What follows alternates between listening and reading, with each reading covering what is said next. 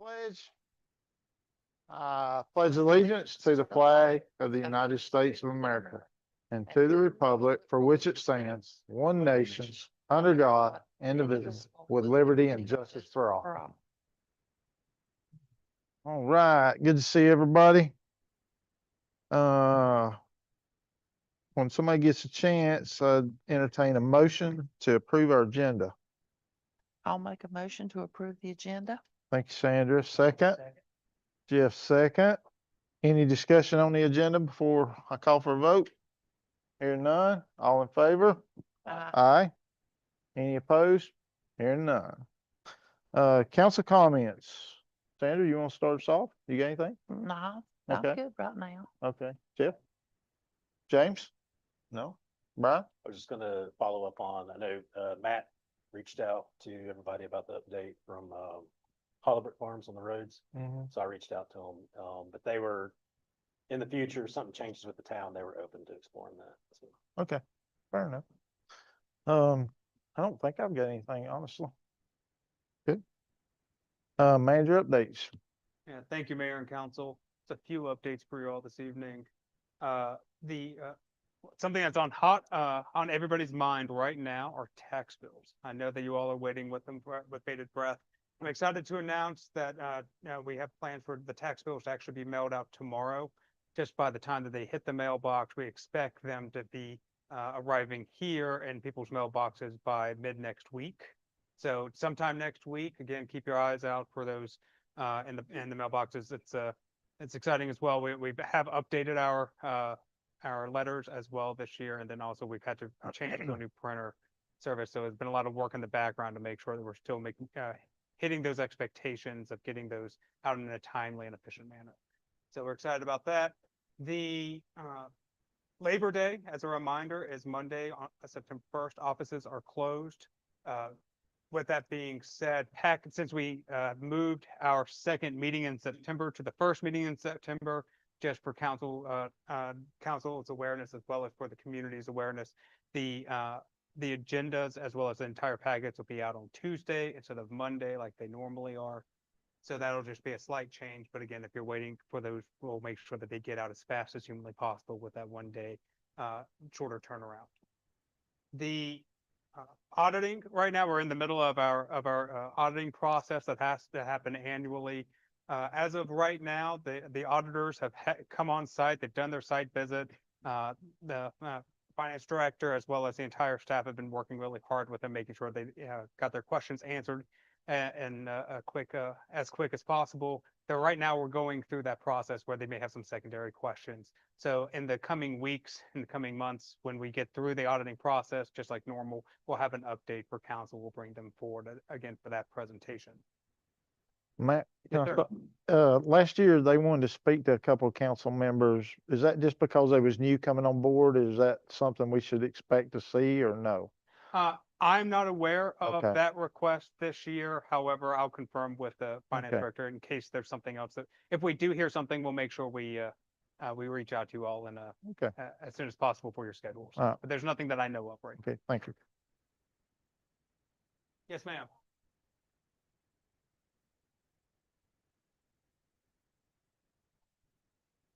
Okay. Thank you so much, Julie. I appreciate that. Thank you. And just for the record, just for those who may be listening at home. So the auditors will be reaching out to me and may reach out to one of you all in the future, depending on where the audit goes and their questions. We're also very excited. The land preservation program, which officially kicked off on July 1st with the first committee meeting. We're excited to announce that the website outlining the land preservation program for the town will be kicking off tomorrow. And so that'll go live tomorrow. There will be a news flash on our website that'll help the community be directed to that site as well. We're going to be pushing it out via our social media channels as well as through our newsletter. So we're excited to continue that ball rolling and officially kick off the land preservation program. I ask any and all interested parties to please check that out and reach out to us if you have any questions, either, for whether or not your property may be eligible for that type of program.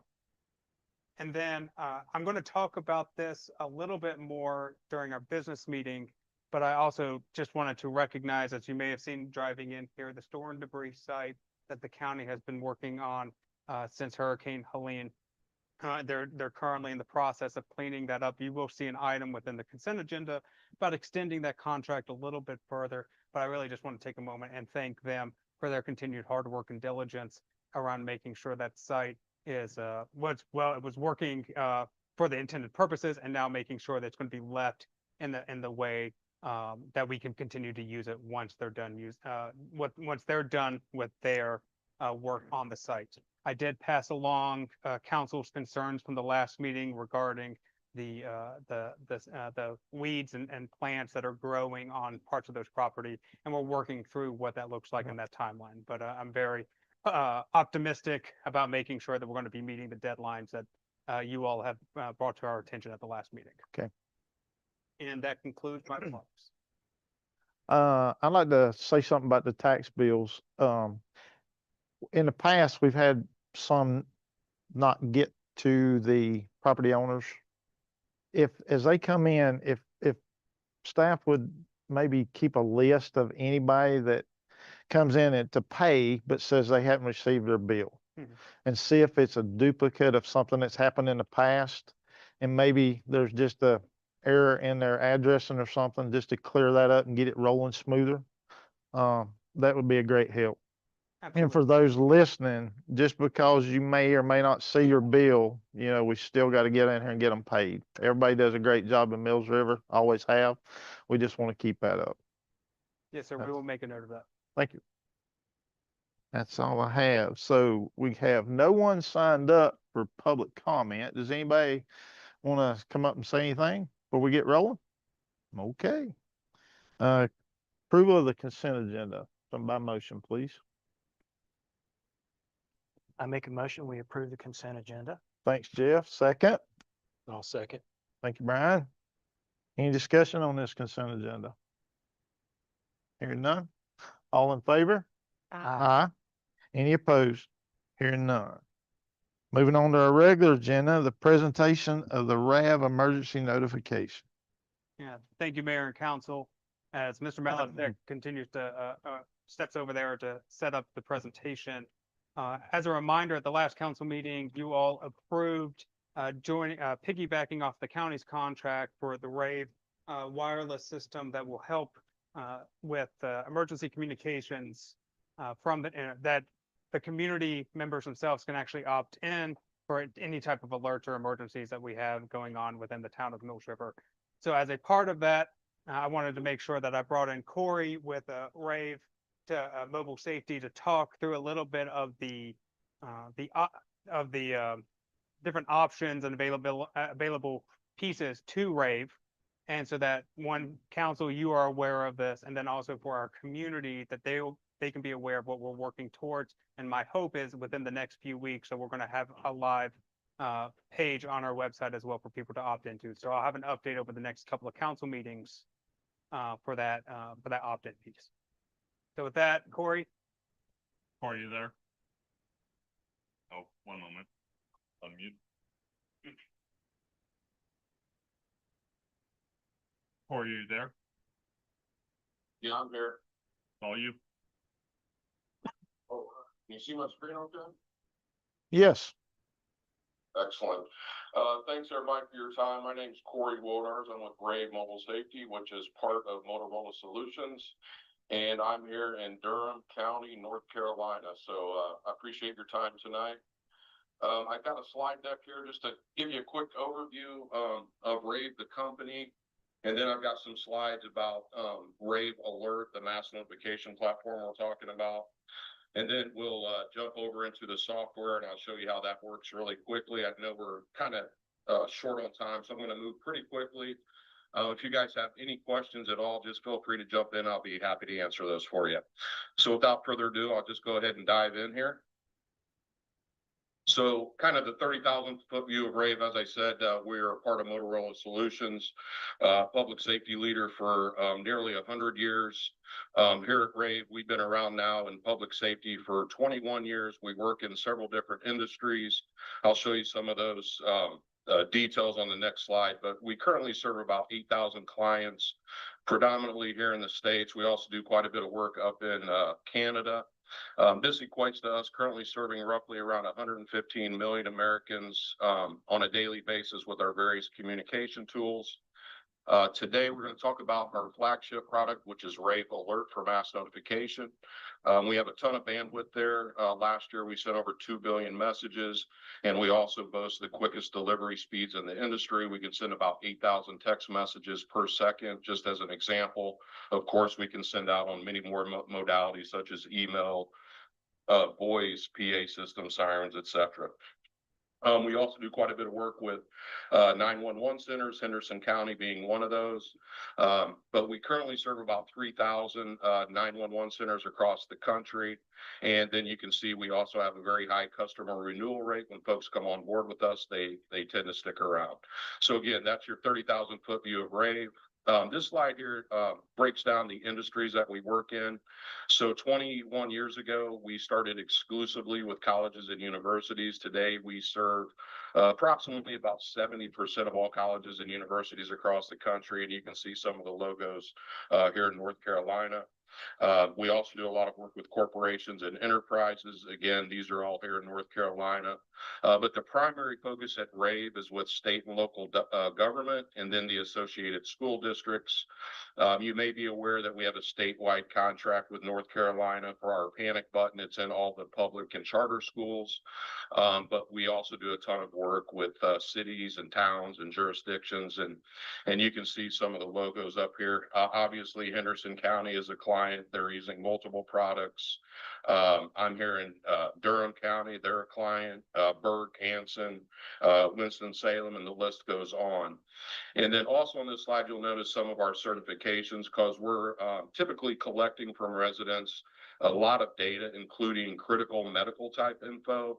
And in so doing, we're really creating an at-risk or vulnerable needs registry, and I'll show you what that looks like here shortly. But I'd like to point out the fact that we understand the importance of safeguarding that data, and that's why I like to pop up a few of these certifications. As you can see, we're certified by the Department of Homeland Security by their Safety Act. And then more recently, about 3 years ago, we got our FedRAMP certification. And if you're not familiar with that, it's basically the gold standard of our federal government for companies like Rave, which is a software as a service provider, to be able to provide our platforms to federal agencies. So we're able to do that. We are doing that. And because of those very stringent security protocols, that helps to keep our entire client base safe and secure with the data that we're collecting. This here is just a slide on our ecosystem. Today, we're going to focus in on mass notification, but we have other tools like the panic button, which the schools are utilizing. But we have a lot of jurisdictions across the country using this for enhanced employee safety as well. We also do incident management, do a lot of work with 911 centers. We have a custom app that, a lot of jurisdictions are using, whether it's for employees or visitors or residents. You can customize this. As you can see, Chicago, what they did with their logo, but you can customize all the resources for the group of people that you're targeting. And then, as I said, we also collect a lot of data, and in essence, that's going to create that functional needs registry. So a little bit more about that. Henderson is already a client, so you can go to Henderson website, sign up for the service there. With Mills River, we would put the sign up page on your website as well. Your residents would have the ability to sign up not only for Mills River, but also for Henderson County alerts. We have a team that's focused on community engagement to help you with collateral to get the word out to the residents, let them know of this service. And the goal is to get as many people to sign up for the service as possible. And we have another way of doing this via keyword or QR codes. And I'm going to show you that here at the end of this PowerPoint. But here I'd like to take you into how we collect the data. So I'm going to take you into my personal profile. And this, in essence, would be on your web page. And obviously that could be customized with your logo and your colors and any narrative that you want to put out here. So I'll just log into my profile. And as you can see on this profile page, it's gonna have myself and my wife on the profile. If I had children still in the household, I would have those listed as well. On this page, it's gonna show, you know, my basic information, my address information here in Durham. If I travel back home to Indiana, this profile is gonna follow me there so I can, you know, get messages or contact 911. They'll see all my profile information. We also have phone number information, emergency contacts, preferred providers, vehicles, even animals in the household. And this is where folks would come to sign up for alerts. So as the administrators there in the town of Mills River, they start creating lists. I can come in here and this is an example in Hancock County, Indiana. You can see all the lists that they've created. And as a resident, I can sign up for, you know, like here, tornado warnings, and I want to receive those via text, voice, and email, or, you know, any combination of those. Back to the profile page, how this becomes a really vulnerable needs at-risk registry are going to be these links here for each of the people in the profile. So I'll just click into mine here. And this is where your residents can share as much or as little information as they would like. And this is important because when we get to the software, you will have the ability to query this information in a geographical area. So if there's an emergency and I need to communicate with folks, maybe they're going to need assistance with evacuation, you're going to have that capability. But so this is where we collect it. Up top, it's going to be kind of basic general information, hair color, eye color, weight. If I want to share my blood type, I can. Under medical info here, I can share over 200 fields of data. So again, it's up to me as the resident what I want to share, if anything. But maybe as an example, I have mobility limitations. I want to pop that in there and let you know I'm confined to my bed. So if we're in a flooding scenario and there might be that evacuation need, you're going to be able to track me down in that geographical area. And I'll show you what that looks like over on the software here in a bit. Now, if there's anything that we missed in these 200 fields here at the bottom, we have a whiteboard so they can add any additional special notes. They can even upload a medical document. Maybe I have, you know, specific instructions to my medical condition, that sort of thing. But this is where it all starts with RAVE, is collecting all of that critical data that will be helpful if we're dealing with an emergency. Corey, can you hear me okay? Yes, sir. Yeah, and you may be going over this later on, but correct me if I'm wrong, but one of the items that's so critical about this is if somebody calls 911, what does that information that they can share within within the login? What does that what happens with that information if I then call into 911? Can they look at that information? Would they receive that information at 911 for dispatch? Absolutely. Yeah, that's a great point. So all that data we're collecting, not only will you have the ability to query that via the Rave Alert platform that we're talking about today, but I know all of your calls go into the Henderson Peace app or the 911 center. So all of that information is going to populate there as well. And I can just show you real quick. Didn't plan for this, but I'll just show you since you asked. I'm just making a call to 911 right now. And this is what the dispatchers at 911 would see. So let me close a couple of these. So all that information I just showed you in my profile is now available immediately to the dispatcher. This is, you know, my profile is live, so I just put some generic stuff in here, but if they select anything that's medical, it's going to highlight it up here in yellow. So it's immediately going to draw the dispatcher's eye to that. And then if they need any additional information about Corey, there's all the information. Same thing for my wife, if I had children in here, my address information and so forth. And then they have many other tools, GPS location of where I'm calling from. They can text, you know, from the 911 center, but that's a real quick look at the 911 suite that Henderson County is currently utilizing. Does that answer your question? It does. Thank you. Yes, sir. All right, so let's go ahead and jump into the Rave alert slides. Our system's very easy to use, but it's very rich in functionality. We pride ourselves on the ease of use, so literally 3 clicks, and you can get these notifications out to your residents very quickly. And we can do that via text, email, voice. We have a smart app as well. We can push this to social media. highway signage, digital signage, PA systems, sirens, the list goes on and on. So whatever your scope and reach needs are, we can accommodate that for you. You'll also notice the workflow is very simple, just 3 steps, and I'm going to show you that in the software. But you'll notice whether you're on your PC, tablet, or what have you, it's going to be exactly the same on your smartphone. So, you know, Matt, if you're out in the field, you need to send a notification, you can do that from your smartphone just as easily as you would from your PC.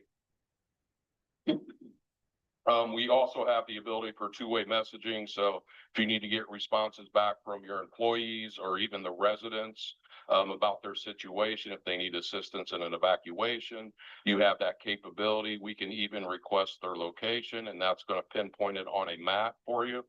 So that's a really dynamic tool as well. We also have a partnership with the National Weather Service. They have over 120 different weather events. We go through this during deployment, and we can automate whatever weather events you want. So, you know, let's say you have a tornado warning, you know, there in the town, that will hit our system and then automatically send that out to your residents. Also built in is Rave Prepare. This is where this is the tool where you can actually query that information I just showed you on my profile in a geographical area, and I'm going to show you how that looks in the software itself. But that's another great tool, and that's how we surface that information that the residents are sharing with us. Marketing support right out of the gate. You know, we're going to support you on day one. And we give you access to our marketing portal. There's a ton of collateral there. You can customize it, you know, get it out to the community. The goal being to get as many people to sign up for the service as possible. And then also out of the gate, we'll load up all of your internal contact information. We will procure and load your landline data. We refresh that on an annual basis. If you have an existing legacy system, I don't think you do right now, but we would communicate out that we're switching to Rave and share the benefits of that. Ongoing basis, we have the mobile app for the residents. It's real easy for them to sign up that way or update their profiles. We'll put a registration portal on your website. Very popular is the keyword. This is super easy for folks to sign up for emergency notifications. Deer County here in North Carolina, you know, the Outer Banks, they're a big client, and they use the keyword extensively for tourism. So if I'm going there on vacation, I can scan a QR code at the restaurant or the hotel, and then I'm going to get beach advisories for 7 days, and then they'll remove me from the group. So you can do a lot of cool things with the keyword. And then, like I showed you on the previous slide, ongoing marketing support. As far as next steps, as soon as you all decide you want to move forward, I get the signed agreement. That puts everything into motion. That allows me to get my deployment team engaged. So typically within 24 to 48 hours, they'll be reaching out to your deployment contact for the welcome call, which is the first step of the deployment. We'll then build out your platform, and then we'll you know, continue to meet to kind of go over onboarding and implementation. Once all that's done, it's all squared away. We'll hand you off to our client success manager for any future needs that you have. And then with Rave, it's truly an unlimited model. So your usage, you never have to worry about overages, whether you're sending voice, text, email, or other modalities. No worries there. Send as many as you need. We can set up multiple departments if you want to do that. And then we can also have different levels of administrators where you can control what certain administrators can and cannot do in the system. So that's very, very granular. So you have all the controls of the system. And then also unlimited are going to be your groups, lists, and your templates. And this is the last slide. I'm going to jump over to the software, guys. If you want to receive some of the messages, just see how they look, how quickly they're delivered. If you have your cell phones handy, just send a text message to this short code to 67283, and my demo, the keyword I use is just simply Corey keyword. And if you guys want to do that, I'll give you, 30 seconds or so, and you'll get a response back saying you've been added to that group. And just so you know, I have this set up that you will be removed from that group in 24 hours. So tomorrow about this time, you'll get a notification, thanking you for your time, etc. Matt, while, folks are working on that, anything I missed there, anything I need to drill down into? No, Corey, I think that's, I appreciate the overview. There's no questions from me, council. Any questions Any from you? question? I believe there was a question from the audience as Okay. council wishes to, no. Yes, for sure. I need you to come up though before we can hear you on the mic. I'm sorry. We'll bring you one. Hang on. Or I missed that. Oh, we're working on it. Hang on. Here we go. Oh, okay. Hi, I Yes, just ma'am. have a question about multi-languages. So like if my mother is here, she needs the messages in Spanish, or if we have residents who speak another language besides English, how does Rave accommodate multi-language alerts, and can you opt into a language other than English? You got it. Yes, ma'am. Yeah, that's a great question, and let me go back. I should have shown you that. Back here where you register, get this thing out of the way. You can, choose whatever language you want to receive your messages in. Get that thing out of the way.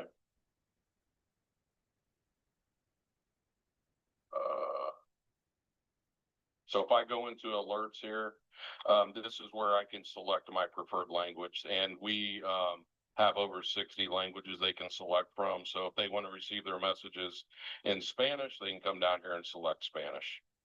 All right. And so then that will, be prompted over on the Rate Alert platform saying, hey, you have some folks that want to receive this in German or Spanish or what have you. All they have to do is click a button, and I'll show you what that looks like in the software.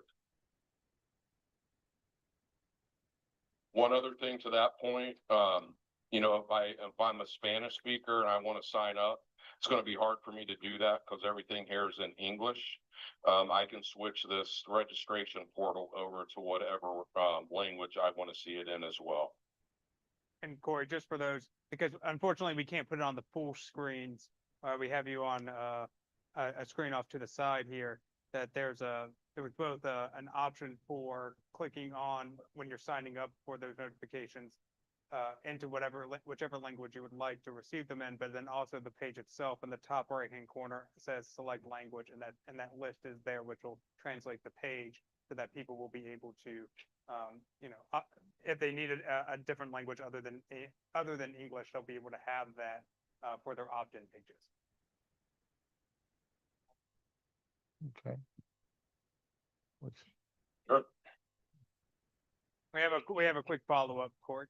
Sorry, for the other languages, do you guys just put them through Google Translate, or is it incumbent on the town to translate the messages into the language that are available? Our software will do that automatically, and I'm getting ready to get into that software, and I'll show you exactly what that looks like. While Corey is doing that, do we have any other questions that? Mr. Foster? Just a quick question. I'm familiar with Smart 911. Is this the same thing, or is it or enhanced version? Same platform. Okay. It would be a different platform, but the same kind of concept. So, so in this case, in order to get the alerts through this system, we'd have to opt into the system. Just a question to ask to put people's minds at ease if they ask us. It's a secure system and y'all don't sell information, correct? Is correct, yeah. And when you go into the Smart 911 to register, all that information is down here in the privacy policy in terms of use. So yeah, we never sell your contact info.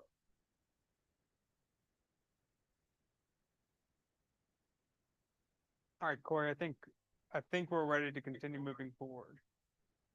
All right, good deal. All right, so that was the PowerPoint piece. So let me jump into the software itself, and you'll notice that I have Rave Alert saved here in my favorites. So I'm just going to click into that. This is our login page. We have two-factor or multi-factor authentication. I just don't have it turned on for my demo. Obviously, this can all be customized for Mills River, with your logo, colors and so forth. It's going to remember my username and password. I'm going to log in here. This is my navigation bar over here. I'm a domain admin, which means I basically can see and do everything. If I was a lower level administrator, maybe I only have one or two options. I can only see certain lists of people or certain templates. Maybe I can't go to reports, that sort of thing. So it's very customizable on what access you want to give to certain administrators. And then here in the main part of the page, these are my templates that I've created. And you'll notice, I've just created them. The nomenclature is just the department and the template name, and it's going to populate here in alphabetical order. Before I send a notification, let me just show you one other thing here quick. So if you are new to the system, and you just want to play around with it, get comfortable with it, you can come in here and put it into training mode, as you'll see here with the big red banner. So now I can do everything in the system with the exception of accidentally sending a notification out to all of my residents. And then to come back into live mode, we'll just kick it back on, and now I'm ready to go. So let me just send a message without a lot of narrative here, and then I'll circle back and give you a little more detail. So I'm going to grab this active shooter test template. So my first click is going to be to select it. And just like we saw in the PowerPoint, here's my workflow, 1, 2, 3. And you'll notice everything's in green, signifying I've already pre-configured it. I'm good to go. That being said, if I have additional information I want to add to any of my modes, I can do that. If I just need to get this out the door, I can hit continue, but let me just make sure it's going to come to the group that we're all in. So this is the group that we all just opted into, so we should be good to go there. So my second click would be to continue. It's going to give me this confirmation page. Hey, Corey, you're getting ready to send this out to, 40,000 people on these modes. Here's my messaging for each one of those modalities. If that all looks good, my third and final click is to go ahead and send it. And now we should all get that message here in just a couple of seconds. And I'm getting my message. Just got my cell call, my text message, and my home call. That come through okay for you guys? I didn't get it. All right. And so then this is our desktop alert. So this would be more for your employees. So if you have an active shooter situation, God forbid, at one of your government buildings, we can take over the computer. So if I had my phone in silent mode or I wasn't paying attention to my email, we could take control of that computer. And then I, as an employee, would manually have to come over here and click that button to get it off of my screen. Okay. So Matt, did you want me to go into detail on how we, create an alert or a template, or was that sufficient? Because I wanted to save some time to show how we can query the information as well. My perspective, I think that again, going into the details is going to be more on the administrative back end. I would recommend moving past that, but if council would like to see it, they can. Council want to see it? No, just move on, Corey.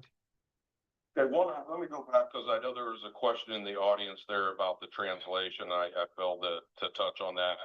So, you have these modes here. So we have text, email, voice. Those are the most common. And then, we have websites. We could push out to social media. You saw the desktop alerts. CAP is going to be, that's common alerting protocol. That allows us to tie into the PA systems and sirens, things of that nature. But if I need to translate this, let's say I had 100 people that want to receive this in Spanish, you're going to be notified here that there's folks that want this outside of English. So all you'd have to do is click translations. We'll load up whatever languages you need. So if we need to translate this into Spanish, you just click the button and it's going to automatically do that for us. So that's true on the text, and that's also true on the emails. Right down here, so we can translate that into whatever language we need to. Okay. So just wanted to show you that. The last thing I'll show you guys real quick is the prepare, because this is a really dynamic tool. This is where you can query all of that information I was showing you earlier in my profile. And this will just be a tool over here in the nav bar. just like I create templates for mass notification I was showing you. Basically the same thing for prepare. I can jump in here and create queries. So maybe it's a flooding scenario. I can create a query where I'm going to contact everybody that has mobility limitations, requires a wheelchair, you know, things of that nature. And you can see these queries. So again, I'm only 3 clicks away of getting this message out the door. Now, the other option is to do this on the fly. Maybe I didn't have a query set up for a scenario that happened, so I can just come in here to the map and we can do this manually. Little Rock, they're a statewide of ours, so I use them as an example. So let's say we just had heavy rains, we're prone to flooding in a particular area. I can grab my drawing tools up here and I'll just do a simple radius instead of a polygon. And you just left click it and then drag it as big or small as we need it. So I want to, you know, notify everybody in this particular area that has mobility limitations. So from that point, once I create the shape, I'm going to come over here to people. And then these are all the fields that you saw in my profile earlier. I want to see everybody in that shape that is an amputee, confined to a bed, or requires a wheelchair. And anything else that we need to query, we can. Then I simply run the query. And we'll zoom back in and we can see that I have 166 matches. So now we have actionable data. So each of these pins represents a profile. So I can click on the pin, I can go more information, and now I'm going to see the name, the address, phone number, and what their medical condition is. Now, since we have 166, we probably don't want to click on these individually. So another option is I can just print off the list. If it's a really dire situation, I can get to my responders. We can get out into the field and we can start door knocking. And then yet another option is to send an alert, because this ties right back into Rave Alert. So when I do that, send the alert, here's all my templates I was showing you earlier. Maybe I want to do a two-way message to see if folks are going to need assistance if indeed we need to evacuate. So if I have the template ready to go, I can grab it, or I can create a new template on the fly. And when I do that, it's just going to take me right back to the alert screen that I was showing you all earlier. And there it is. And the delivery targets, you'll notice, is green because it's going to go specifically to those 166 people I identified in that shape that might need assistance. So I'll pause there and see if there's any thoughts or questions on that piece, guys. Any questions? Nope, no question. All right. Well, hey, that's really the meat and bones of it. I mean, I could go on, but I know you guys have other orders of business. So I'll just open it up for, you know, thoughts or questions. And if not, I'll let you guys move on with the meeting. Corey, has any of this personal information ever been breached into y'all's system, or y'all been able to stay clean throughout y'all's career? Never been breached in 21 years. I'm going to knock on wood, right? But we take the safety and security of the data we're collecting very seriously. And I think that's backed up with that FedRAMP certification. That's not something that you can just get with an application. It was a multi-year process. We had to have a federal agency as a sponsor. So we're very safe and secure. And then the fact that, you know, we're part of Motorola Solutions, they're kind of the same level in terms of safeguarding that data. Thank you. Anything else? No. All right. Thank you, Corey. Mr. Malachek. Thanks, everybody. I appreciate your time.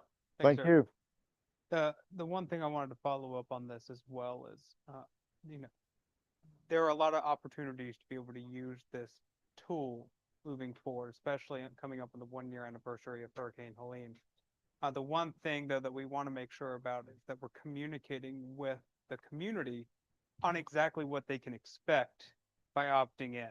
We don't want to overpromise and underdeliver, especially when it comes to emergency alerts. So as we work over the next few weeks before, working actively rolling this out, we're going to be putting together processes, procedures on how we're going to be utilizing this tool, and then also working with our emergency management partners and our public safety partners, Henderson County Sheriff's Office, as well as Mills River Fire and Rescue, to best understand how we can utilize that tool specifically for the town of Mills River make sure we're not duplicating the efforts of Henderson County, but we're working in concert with them. And so that when somebody comes in to opt in, again, my personal opinion is that we're going to be working hard to say, hey, Mills River, opt in for these types of alerts, these types of things that we know that that are important for the community, and also work on opting in on the Henderson County side. That's why it's vitally important that we're going to have them all on the same site. That's why it's so important to be working in tandem with them to say, hey, for county-wide alerts, larger alerts, again, they're our emergency management partners, or that they are the ones that are going to be pushing out that a lot of information, and we think it's vital for the community to opt into that as well. So more information to come on that, but we're going to be working through that. So I'm assuming this comes with a price tag. Do we have a price tag, or is it based on population, or how many people actively get involved in it? How do they make their money? Yes, sir. So with the agreement at the last council meeting, that's council may remember, the cost on an annual basis is $3,500. There's a $500 onboarding fee. Right. Because we are piggybacking off of the county, it's a different rate because essentially we are a subdomain underneath the Henderson County domain. So there's a price structure difference there for opting in on that contract. And then, and again, right now the contract is stated for 3 years. Again, locked in at that $3,500 a year. You won't have to obviously do that $500 onboarding every year. It's Right. that one-time fee. I just want to get that out there if anybody's watching tonight that didn't Yes, sir. have a clue what it was last time. Absolutely. Yes, sir. Okay, is that all? If it is, we'll move on. The only thing I want to say is just as good as all this is, it's only as good as the information that gets put in it as the citizen. So if you don't participate, if you don't put the information in, don't expect to get the information you need. True, very true. All right, moving on to B, presentation and adoption of our purchasing policy amendment. Yes, sir. Thank you, Mayor and Council. As I introduce this, Julie Osteen, our finance director, is going to be coming up and presenting on this, and we're going to tag team this a little bit. One thing that I failed to mention during my manager's remarks is that you kind of probably see a theme, right, with these items here, and you're going to see a theme at September 4th a little bit as well. Again, it's not lost on us that, again, we're coming up on our 1-year anniversary of Hurricane Helene at the end of September. And the one thing that we want to do is ensure that the community is aware of the work in progress we as a town have done to make sure that we're in a better position now than we were then. And so again, Rave Mobile Safety is one of those aspects of it. You're going to be hearing more over the next couple of meetings, as well as other items that I'm excited to share at that time. And one of the items that came before us that I wanted to bring at the end of August here is looking at updating our finance policy. As a reminder, at the end of the once the we got a little bit of calmness back after the storm hit, and we got back to our regularly scheduled meetings.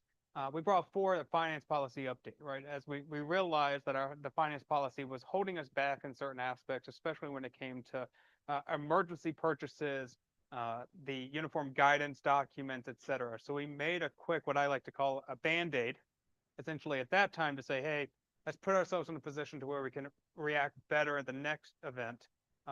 And, especially as the winter weather was potentially coming forward as we went into the winter. Now we've had the opportunity to sit back and look at a more structured approach for updating the purchasing policy. So there are multiple items before you. And so with that being said, I want to turn over to Julie, and I want to thank her for her hard work and effort on this project as well. Yes, I will drive the train.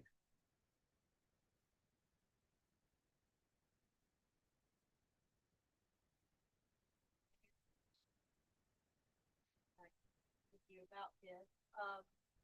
So when Matthew asked me to look at the purchasing policy as it stood,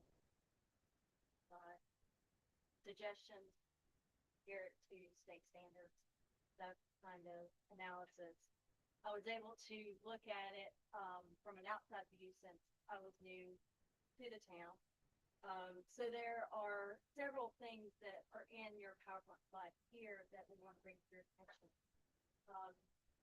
State law says that we have to follow the most restrictive whether it be a grant, federal rule, state rule, or town. And in your current position with the current purchasing policy that you have, your town policy is more restrictive than even the state policy, which is more restrictive than our federal policy. So, at times that does limit what we can do based on the current policy. Yeah.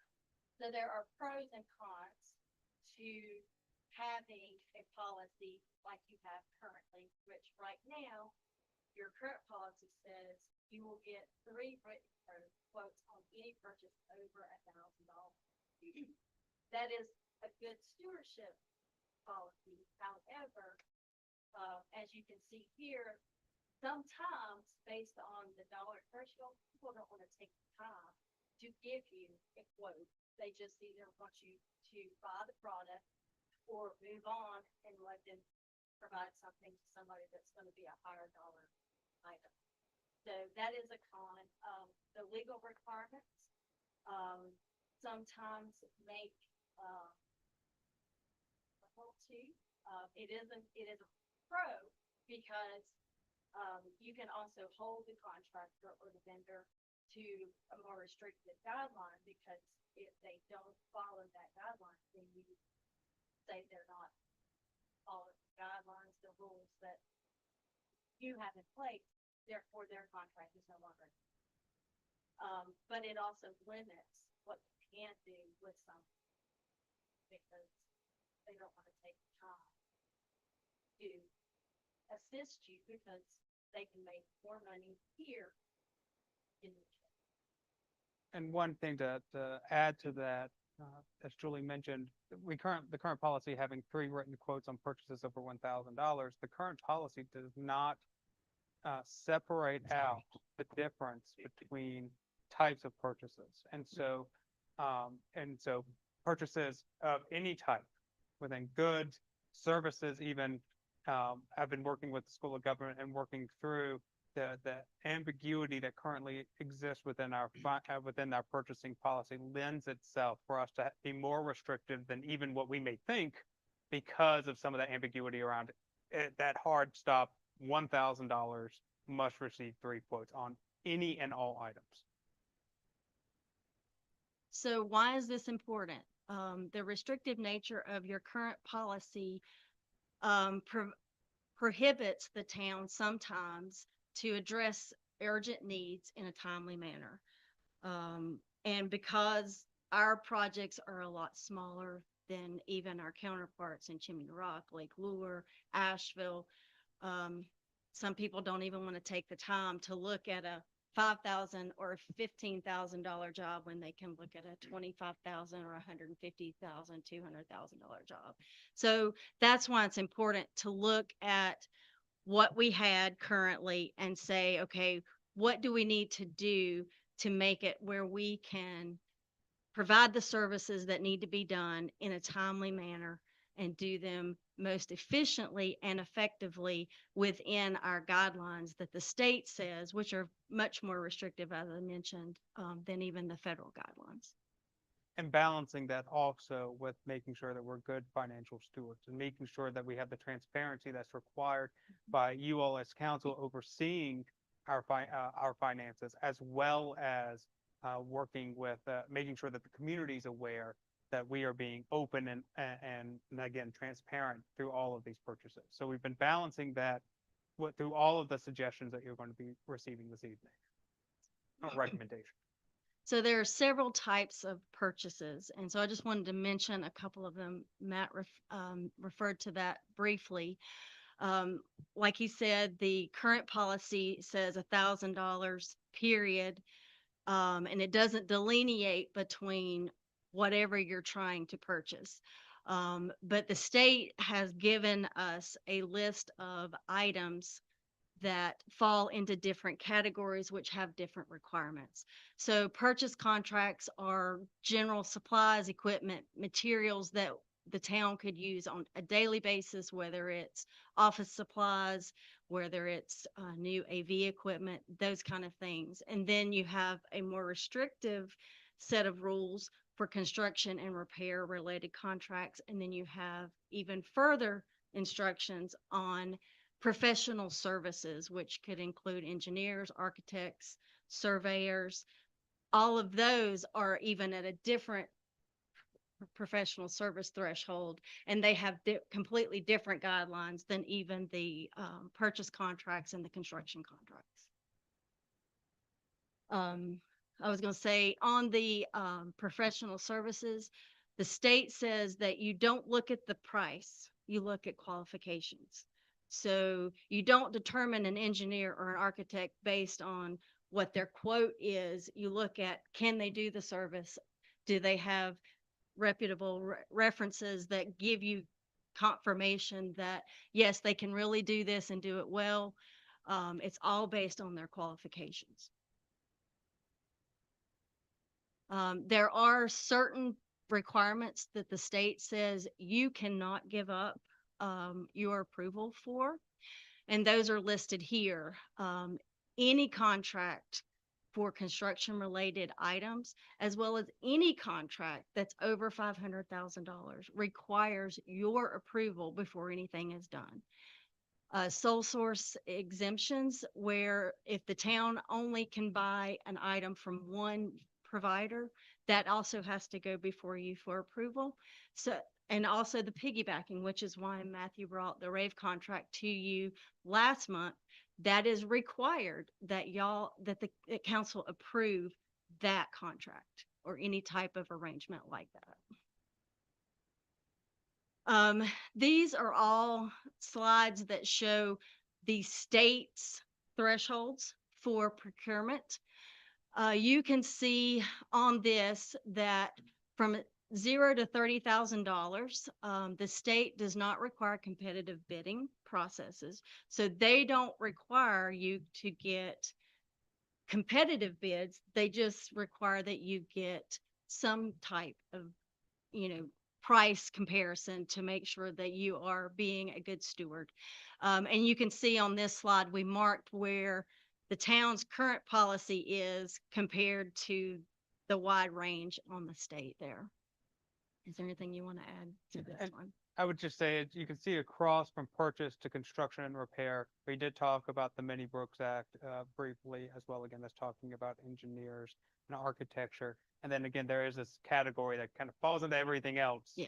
Right. But the one thing to talk, and I would like for Julie to talk about this a little bit as well as, and talk to us about that informal bidding and formal bidding briefly, real quick. Sure. So We may be doing it on the next page, actually. yeah, I think I we just, actually are. That's okay. Yeah, there we go. So, so the state's threshold says that between $0 and $30,000, you can just, look to see if you're getting a reasonable price, determine if it seems reasonable to you. When you reach $30,000 to $90,000, then you have to get at least an informal bid. Their recommendation is that you get 3. You're not required at the informal level to get 3, but to at least get in some form, either written or verbal, some kind of confirmation of what that price would be. Now, when you get in the $90,000 range and higher, then you have to do the formal bidding, where you have to advertise it and all of that. And so that is complete, additional analysis there. On the construction and repair, then the formal bidding price goes up to that $500,000 threshold, where after that, the council have to approve anything that's going to exceed that threshold. So. Yeah, and so there's list, and as you can see on the screen, the difference between the informal and the formal bidding process. Formal bidding is really what a lot of people think of as the sealed bid. Requirements, the advertising that's necessary, et cetera. And then the public opening of that, and then those bids become public record once they have been opened. Exactly.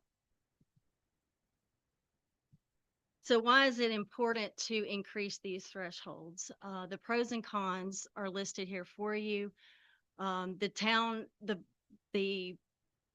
reason that we're bringing this to you is to bring the town's procurement policies more closely into in line with the state guidelines as they exist. It provides the town and the employees the ability to be more flexible than the $1,000 limit that you currently have, and allows us to respond quicker to the needs of the residents. Uh, the cons are more from your standpoint, because it will provide Matt more ability to do more information, or provide, make more decisions, excuse me. Does allow us to not have to get as much bidding requirement as you currently have. So that does lend itself to increased costs that, you didn't get three people to say, well, we'll do it for this. You just looked at some reasonableness, and so you may end up paying more. And it would also limit some of the transparency that you currently have. So, Yeah, I wanted to briefly talk about that as well. So, first off, under the cons, the town manager could be instructed to provide quarterly updates to council detailing purchasing decisions made based off of whatever threshold is required. One of the things, yes, under the current view of this, it provides more flexibility. But at the same time, under the current purchasing policy, from my understanding, I'm only going to speak for me, is that there's no clear guidance on when council should or should not be made aware of certain contractual elements within thresholds that don't require council's approval. And so for that reason, I think that what's helpful with this is that we're also trying to firmly determine those threshold requirements for when council is made aware of when we when we have signed on to a contract. So for instance, right now, it's a determination of, let's just say if it's a $20,000 or a bad example. Well, let's just say like $10,000 for a contract, right? The current purchasing policy clearly states that as the town manager, I can approve purchases up to $5,000 unless expressly stated within the budget. But we haven't had a budget that calls out specific line items for specific items, except for perhaps within our large scale project line items, right? Our capital projects, to where the definition of what is expressly called out is called into question. So with that being said, there is some ambiguity in when does council get brought into decision making, or at least brought into awareness of those contracts.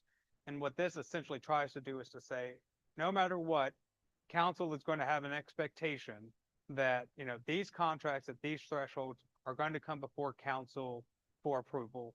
These levels of contracts may not need formal council approval, but you can instruct the town manager to bring them forward in an open meeting such as this to ensure transparency for yourselves and for the community at large, et cetera, et cetera. And that provides guidance for us. Hopefully that makes sense. I'm happy to go into more detail on it, but that's really what we're trying to determine.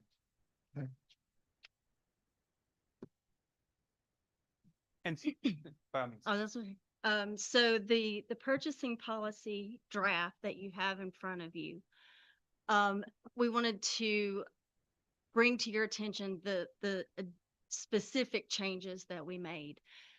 The current policy as it existed did not have a definition of the various components of purchase, what a formal bid was, what an informal bid was, what the definition of all of these items that we have been working under.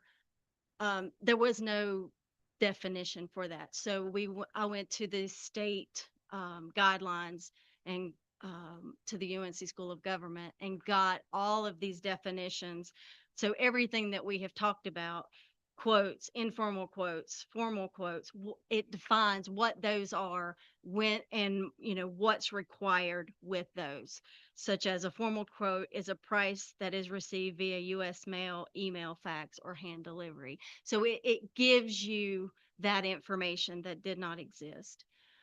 We defined what environmentally responsible preferences are, so that when we are looking at purchasing something, the state has given us guidelines on things that we can purchase that are environmentally responsible. And so that has been defined.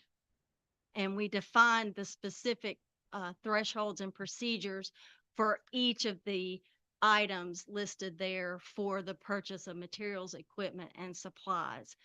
And we specifically delineated between materials, supplies, equipment, and professional services and other types of services.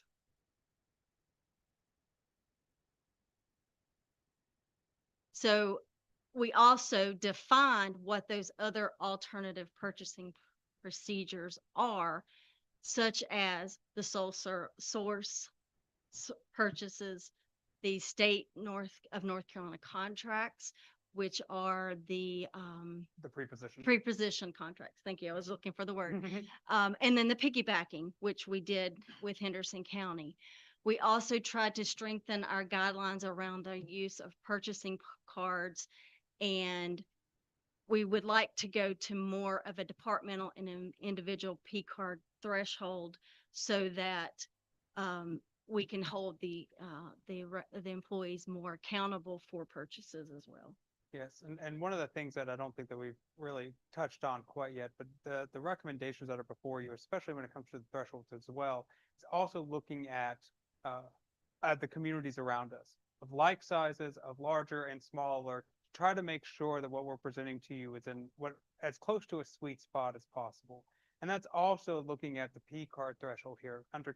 As council is aware, we currently have a couple of departmental credit cards and store cards, based off of the specific stores.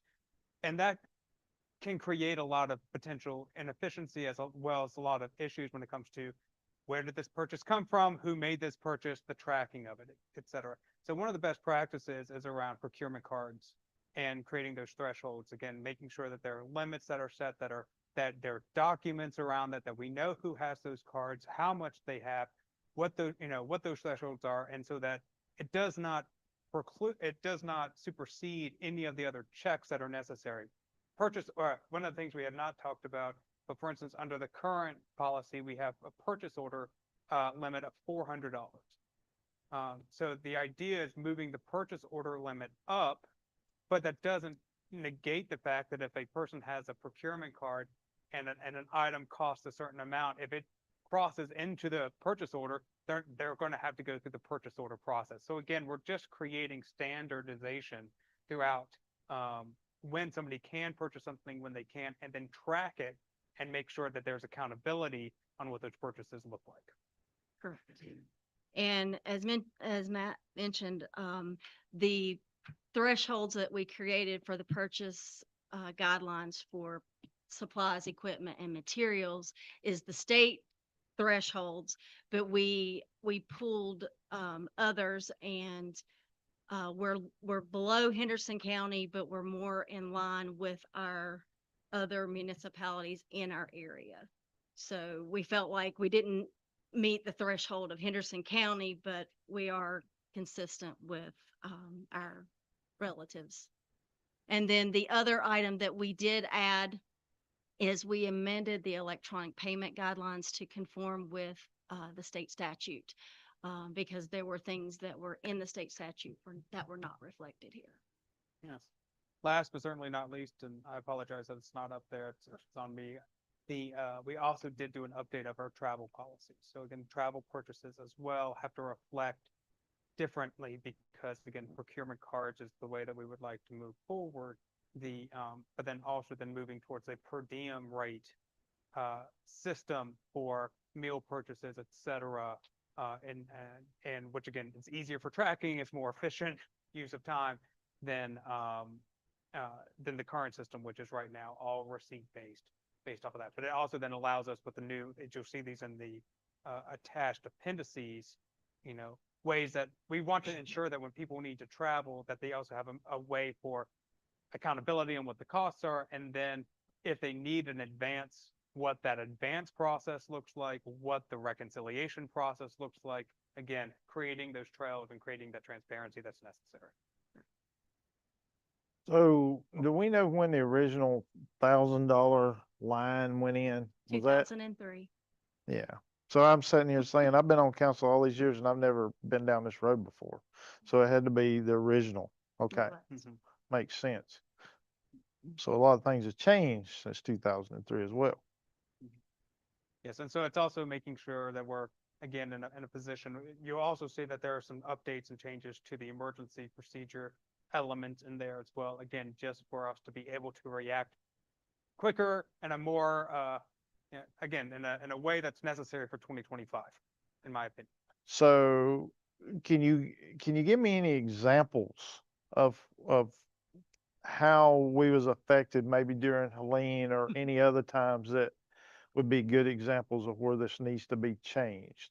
I'm not doubting it needs to be changed. I'm just, Well, what's here on the screen actually, was sent by the School of Government as a result of Helene, to help communities like Mills River to address issues that were coming up as a result of the emergency because the thresholds were so low. Mhm. And so this micro purchase threshold was available and it existed, but prior to Helene, it was limited to $10,000. And with the event that occurred, lots of Western North Carolina communities were hitting roadblocks because there were so many people scrambling for debris removal. There were so many people trying to find people to help rebuild the roads that they couldn't get anything done because the thresholds were so low. And so the General Assembly actually increase these limits. That's what this is. So before it was 10,000, 10,000, and $30,000 for the various items that you see there. The purchase of materials, supplies, apparatus, those kind of things was limited originally to $10,000. When the General Assembly said, this isn't going to work, we have too many people needing assistance, they came in and said, we are going to increase these micro purchase thresholds, allowing you to be able to buy the things that you need to do or get the services that you need. Up to $30,000 for equipment, and then up to $50,000 for engineers to come in and say, this is what's wrong, this is what you need to do to fix it. That was how they addressed that.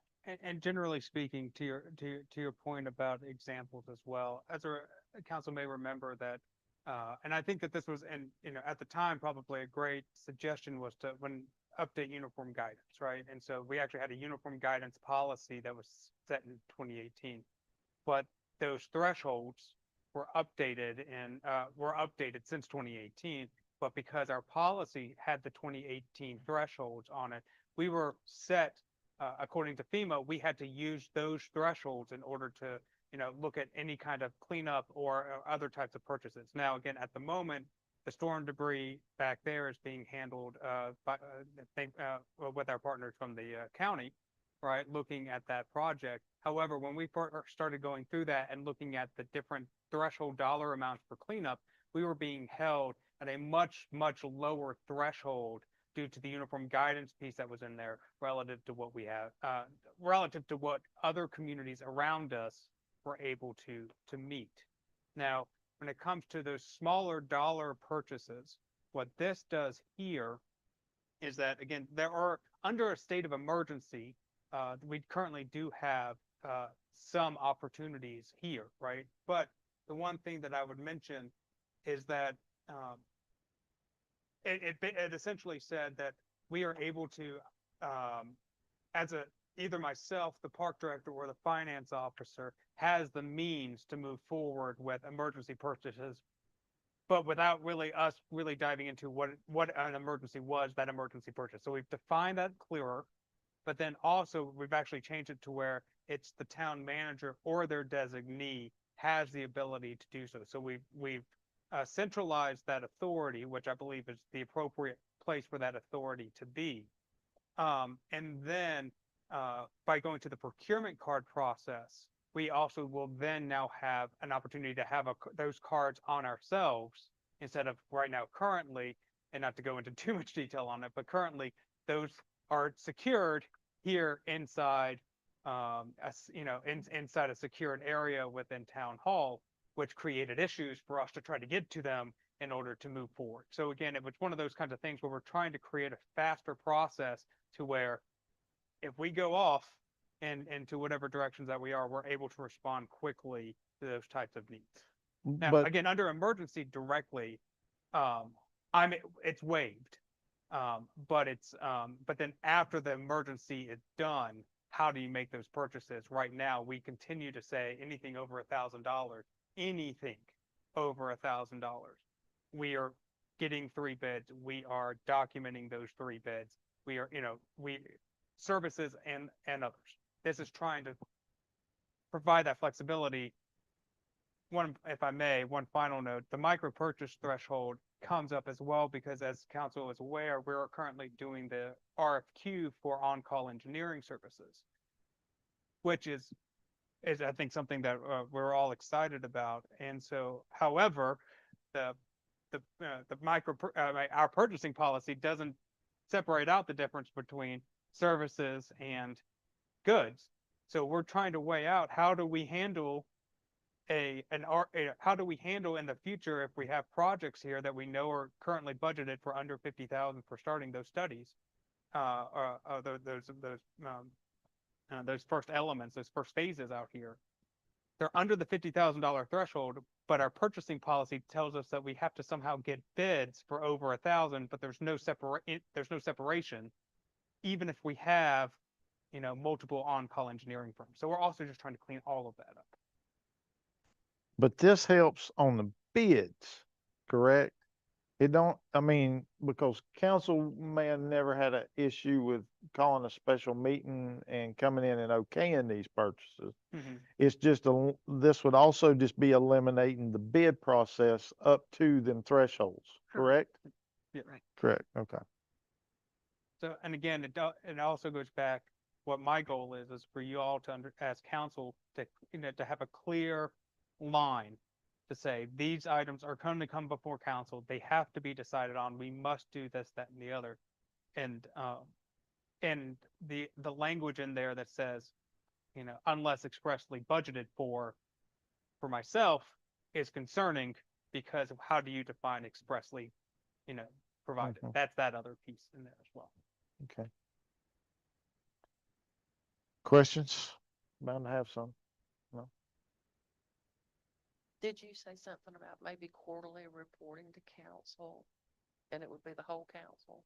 Yes, so I mean, I'm perfectly open to it, and if it's I think it's helpful for the council to know what items that we're moving forward on if there's a threshold change.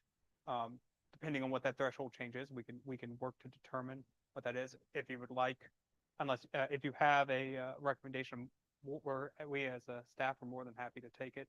If you would like for our recommendations, I can provide that at a future meeting. Yeah, I don't really see it being a big problem. Only thing, we know we got this part Mm-hmm. and coming and all that. That's when we're gonna get spending some money here and there, need more equipment and this, that, and the other for future councils to deal with, but,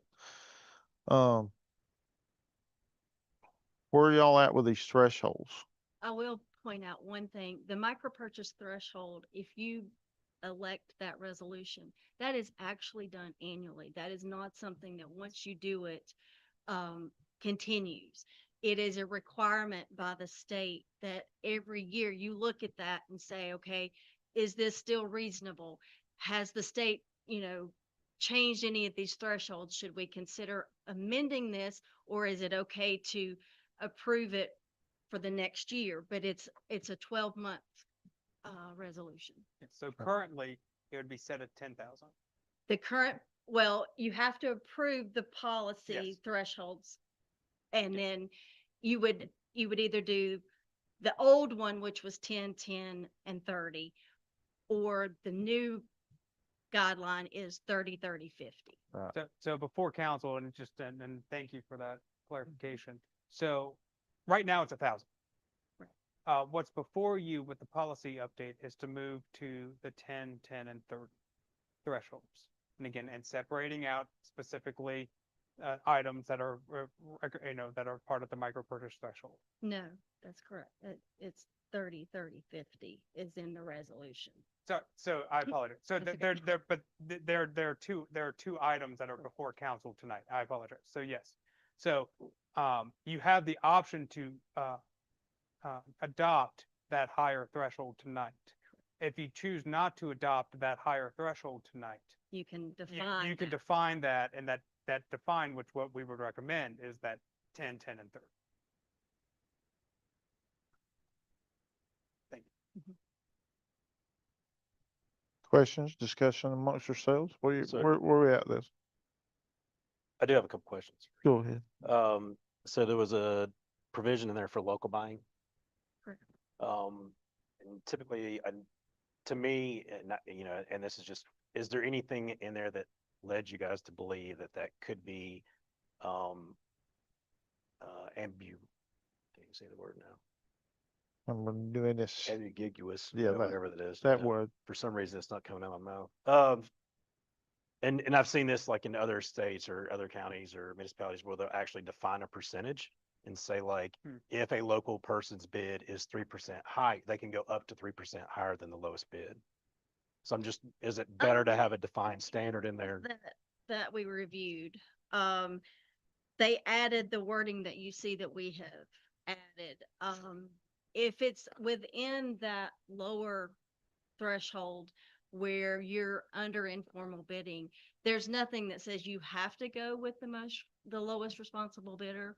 And the way we've written this is that we will try to go with a local vendor if possible, if they're reasonable, is the way that we've rewritten that. Yeah, so, yeah, as it states right now, we won't make purchasing decisions based exclusively on the location of the vendor. But it could be a part of the conversation, especially within those informal bidding. So, And that's informal. That's So if I go into formal, then it's what actually rules are in the bid packet that gets Yeah. presented. and the lowest responsive bidder Okay. is the one that you're supposed to award that to. Yes. so, on some of this stuff, when it comes before us, I have a tendency to look to my left, look to my right and says, anybody have a conflict of interest with this? Letting them have this bid. When I turn it loose to you guys, who's going to be asking that question? I mean, it might be just $10,000. It might just be 4,500. But if Matt cuts it loose, and then the next thing I know, I get a phone call and somebody says, do you realize Matt just let him have that contract for $4,500? And I know my bid was $4,380. So how do we handle that?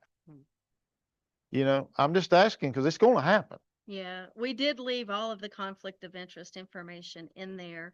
And I can tell you from an audit standpoint, we have to disclose any Okay. conflict of Okay. interest. And so they actually do ask that question Okay. if we have any. Okay. The town falls under the state exemption, meaning that because your population is small enough, it's below 50,000 residents, I think it's 10,000 residents, excuse me, then you can actually have a monetary relationship with the town, but that does have to be disclosed. So Right. that is actually part of your audit annually. You do have to disclose any of those conflicts of interest.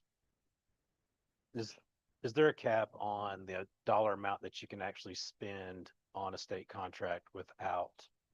So I know the limit was, 90,000 for formal bidding. So can you actually buy $150,000 worth of equipment off of a state contract and not go out to bid? If you are selecting one of the already pre-approved state contractors, yes, because they've already done all the formal bidding, and you can pre-position yourself and follow that same contract. So yes, you can. And to that point, Councilmember Kimball, we did beef up the state contracting language within this, within the purchasing policy as well, because one of the questions that came up was around pre-position contracts and how our policy relates to pre-position contracts. So this would also, and working with the School of Government, we feel that this language much clearer defines what those items are. And so- those types of contracts have to come to you. That's one of Yes. those things that has to be brought to council Mhm. for approval. Yes. Go ahead. I am in agreement with all the definition, all the language.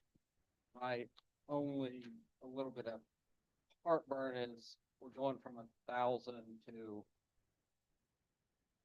what the lowest would be, or informal bidding would be 30. Correct? Am I thinking of that correct? Well, the policy itself has different guidelines for every. Yeah, the every might item. like under 5,000, I understand Right. that. That's mine is more the 30,000 and then 90,000 seems high for Mills River. It maybe is not high for the state or Henderson County, but we have a smaller budget, so it's a bigger percentage that could be spent. And then the same thing, he's got to answer to why we Our spent, budget got blowed why up. we spent $89,997 on Yes. some crappy microphones, and So, we didn't bid it out. so how Well, in does- that 30 to 90 though, you have to get informal bids. You have to get at least two. The state's not requiring you to get three, but they would like you to at least get two. Yes, but this, in between the 30 and 90 is, we're notified. We didn't approve that. Correct. Yeah. So is this budgeted? How does the budget play into this? So I know the emergency stuff, that makes perfect sense. But say all of a sudden Nicole walks in your office, say, boss, we need a new tractor. Mhm. Tractor, I got one here, $27,987. Mhm.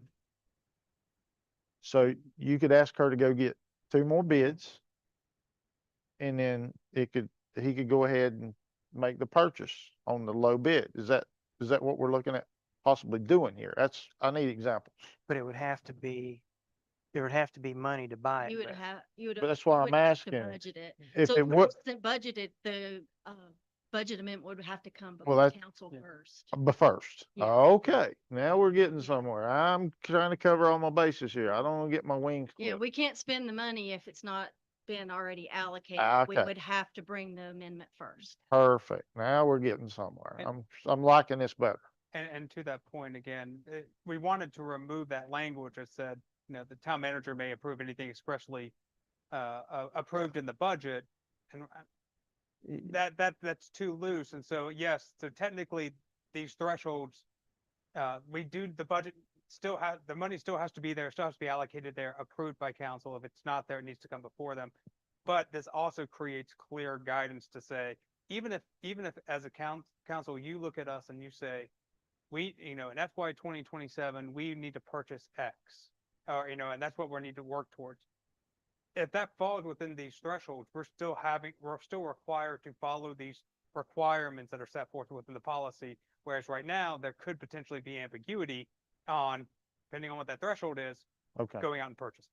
gotcha. Makes me feel better. See at the bottom of every. So Oh, no. if, say, just for example, if Nicole wants a new tractor and the money's in the parks budget, she can do that through the parks budget. But if it's gonna come back and need to come out of the general fund, then it's gonna come before us. I think there's a little bit more of Yeah. a line item Wow. need. If there's not budget in the parks budget or in the parks capital project budget, an amendment would have to come to move money to cover that. So it would have to come to you first. I get it. Not only just in the parks budget, but Mhm. typically like the truck, the tractors and stuff. And they, and y'all have always typically Yeah, separated. budgeted that separately. So Yeah. if it was not in there and she needed it, it would have to come before council. Okay. I understand that $1,000 is not much nowadays. And I mean, you probably couldn't get a truckload of water for that.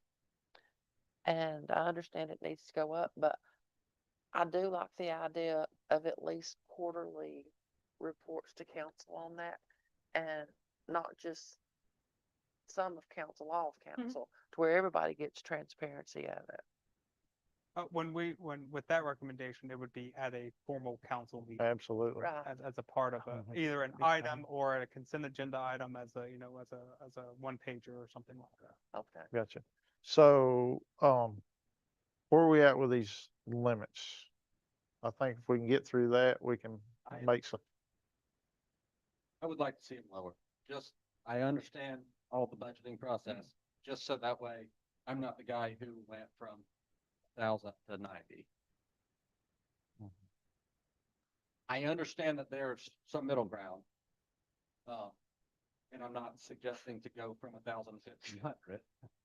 but somebody mentioned a while ago, 10, 10 and 30.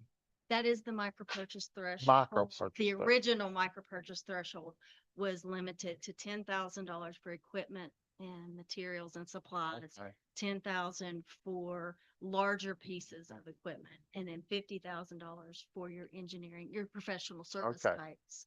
I got you. That's what we're going And that with. was the original micro purchase threshold. The state only increased it to allow for the Helene issues. Okay. And if I may, just one more point of clarification, which may bring some comfort, is that before you under item B, which is on page 4, it says for purchases under $1,000 normally made at the departmental level, and it talks about the submission of an invoice and how that works. For purchases between $1,000 and $5,000, it's still we still say that we would like for them to go through trying that what we call the informal quote process. We still ask for there to be an attempt made to try to get 3 quotes, make phone calls to see what they can do, and then be able to work forward, because internally that's what we want to have again for our due diligence and make sure we're being efficient with our funds. And then again, under the current circumstances, none of those items would come before council, right? As it currently stands. But then we also define if you do get those 3 or you do get those 2, just how we document it, how we write it. The $5,000, the $30,000 has more pieces because that $5,000 is the purchase order requirement. So again, we would like to have those, we would like attempts to be made for 3 quotes, but we know that sometimes it can't happen. And so then there's a purchase order requirement that's a little bit more, as well as a purchase requisition. And then the next level is that $30,000 to $90,000 level again, which is talking through what really is that true informal bidding process that's required. And then that's why there's even more that's laid out there for checks and balances. So there is, so I don't want there to be this feeling that we're not going to be trying to get 3 quotes for anything over 1,000. It's just clearly defining what needs to happen with those 3, how you can try to get those 3 quotes, how it's going to be documented, how we're going to track it, what documents need to be turned in, and who approves. That's really what we're trying to get to at that point. Gotcha. I'm personally comfortable with where the limits are at as far as the thresholds, just because I feel like there's enough checks and balances in place. With 1, it's got to be in the budget. 2, it's got to be a line item. You're asking for POs, so there's a check and balance there. There's also check signatures. A council has to sign off on a check signature anyways. So there's multiple checks and balances in this process. And, I feel like it's just, I'll say it this way. If we can't trust the people who are working with us within these thresholds, then the conversation is we need to find different people. that's the conversation. Yeah, and Where I'm at. I'm not, I know you're. I'm not,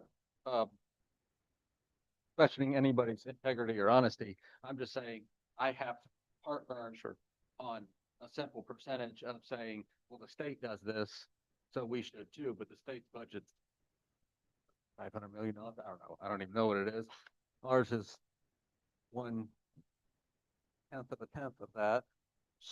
So moving forward, if this went through, I would like to see in the personnel policy where there's some kind of documentation where someone would have to read through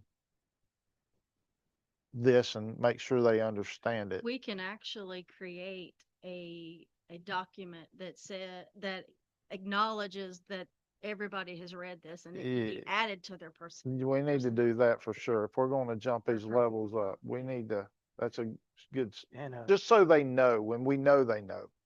I don't want some, Acknowledging that they have read it and they. yeah, yeah. maybe a checklist or something if you're gonna make a Yeah. fairly big, I like you've it. hit all the.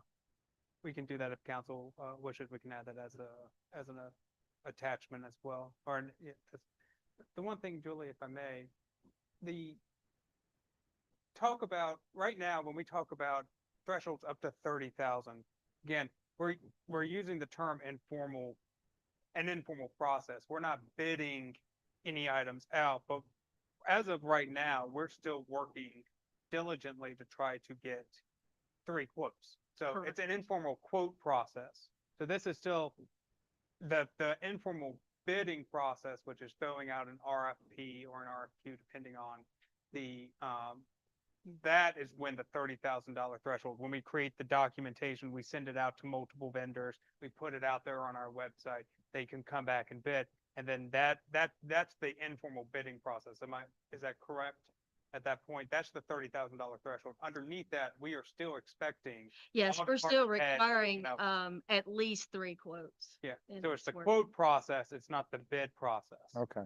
So, And anything in the 1,000 to 5,000 range, if I'm Nicole and I want to go purchase something in that $1,000 to $5,000 range, I still have to come to you for approval. Yes. yeah, yes, So that's another check Yeah. and balance. Yes, I mean, it's exactly. not somebody can just be willy-nilly out there with credit cards and, You mean, that's gotta what I'm make saying. sure the money's in the budget to cover. it's it. really $1,000 limit before they even got to get permission to even spend. Okay. So- and there's actually a pre-auditing process. So, let's say, right now. He for has instance, to you all- approve it and then I have to say if the money's there or not. And if Okay. I say it's not, then we have to It's- do the budget. And it's not so much purchasing as maybe you need to rent something like a piece of equipment. $1,000, you can't do anything, gravel, or something like that. And that money goes fast. So this would allow us to, and again, I think about the 3 desks that we're looking at buying as a part of the budget. We're gonna call around, we're gonna try to get, 3 quotes on like items. We're gonna document that and we're gonna be able to move forward with that. But we don't, but what this does is say, hey, there's a threshold before we have to send out, informal bids in order to get that, and it's clearly documented on when we do that. From practice, there's not a ton different from what we currently do within some of these elements, because again, for $1,000, most of the time we run into those issues around that $5,000 or more range, and when you go, okay, do we need to bid this out or not, based off of what our current policy states? And I will say that, that very first council probably had a interim manager but and Sue. So they probably set these thresholds right at the very bottom. So they seen almost everything had to come before them to get the town rolling. For now, it's, I won't say fully staffed to capacity, but it's got a good staff that's motivated and moving in the right direction. I dealt with purchasing when I was in Asheville, and there were some things, you had a little money in the budget, something happened and you had some money, you needed to buy something. So, we knew the limits and you get your department manager on some you go to the city manager. And it worked well. We kept records and documented everything. I personally got 3 quotes for everything just because I was paranoid. Yeah. And if it was $500, looked up 3 sources on the internet and put them in a file, set them somewhere. So Exactly. just to cover myself. And that's actually documented here that they have to provide me or the finance director, whoever that is, with their documentation as part of their requisition. Yeah, as a part of that Okay. requisition packet. And one other item, and I don't want to gloss over it, but the, moving to the P card process as well, I talked about the accountability of that. What this also outlines is essentially before a person gets that card, again, if a person makes a purchase on a card right now, let's just say it's at the Lowe's card, if there are questions about that, we have to make sure there's secondary, tertiary documentation about when that was purchased, why it was purchased, et cetera, who purchased it. Whereas if it's assigned to a procurement card, we can clearly identify that person did it at that time, and go back if there are any questions. But in great power, great responsibility, right? Where we also look at we look at it and say, they have to go through, understand what the procurement card process is, and sign off acknowledging that they That is understand it exhibit that we have. before we even assign them that as well. So we are creating those checks as well to try to ensure accountability and lessen potential risk. And I want to say this, and we'll try to move on, and figure this out, but I mentioned to you the other day, cash on hand here. Yes. Them cards work 99.9% of the time, but there was a brief segment of 3 to 4 days where nothing was working. So if you didn't have some greenbacks somewhere, you couldn't buy no water, you couldn't buy no groceries. Even if you could get your hands on them, you couldn't buy them. The card readers wouldn't work it in. You couldn't even get gas. So sir. we just make sure at a later date, we figure out where we're gonna be with that. No, understood, absolutely. And the petty cash conversation is something that's vitally important. Right now, there's not specificity about that within that, but that also provides us with flexibility for those emergency type situations. And Sure. we're going to continue talking about that. Sure. Yes, sir. All right, where we at, folks? I'd entertain a motion to, Do you need do we want to set a definition on his quarterly reports, like what amount he needs to bring forward to us, or how do you want to? Do you have an idea of what you're looking for? Or? we can do it in this motion if you feel I good didn't know if about. we need to set a limit on what dollar amount. for I each. see what you're saying. Oh, on the report? Yeah. Would it be, how cumbersome would it be to add anything from $1,000 up on this report? So that would be something, if it's all right with council, I would like to just talk to Sure. Julie about and come back with a recommendation. I'm not in a position right now Yeah, to say that it would be a lot or a little. But I would want to make sure that you all get a report that you all feel comfortable with, but also making sure that it's not going to be a laundry list of items. okay. Should that So, be Table it or? the Well, we don't- motion would be a quarterly report of purchases made over an amount that follows council direction, not necessarily the motion. That makes sense? Because we say, well, how about $1,000? And then we end up with 15 pages that in the consent agenda, we may decide, that's quite a bit. Let's make it 5,000. And it's our direction, not necessarily a motion. Is that If I reasonable may, or- yes, if I may, I believe direction from council on what we should look at. And then that will empower us to go back, try to determine what may work. And then I can bring that forward for your consideration moving forward. So if council, if you all look at me and say, at the end of Q1 at a meeting in October, we would like to see a report and we can give you feedback on it at that time based off of these items. We can work behind the scenes to try to bring that to you all. And then we receive that feedback and then we can adjust based off of the direction you provide us. And because that's more of an administrative function more than an action. Yeah, or something. Okay. So I'll make a motion to approve the purchasing policy amendment with the modifications discussed for an exhibit on purchasing training with employees and quarterly reports at the council's direction. Also instruct staff to sunset prior conflicting purchasing policies from the town's policies and procedures with the updated modified policy. I'll second it. And got a first, got a second, any more discussion? There's no support to lower some of the, not the below 5,000 mark, but the 30,000, 89,000. I mean, I've got mixed opinions about that myself, I do, I think, I liked the 10, 10, and 30 but that is, to start out with, Yeah, that- which yeah, was that the was for- micros, that was for the micro, right? That's that's separate. totally different. Yeah, Next, that'll be the next motion. but yeah, Which I would, yeah. which I mean, But I also don't know, I mean, just pulling a number out of it, but Well, that's what I was, I don't know. I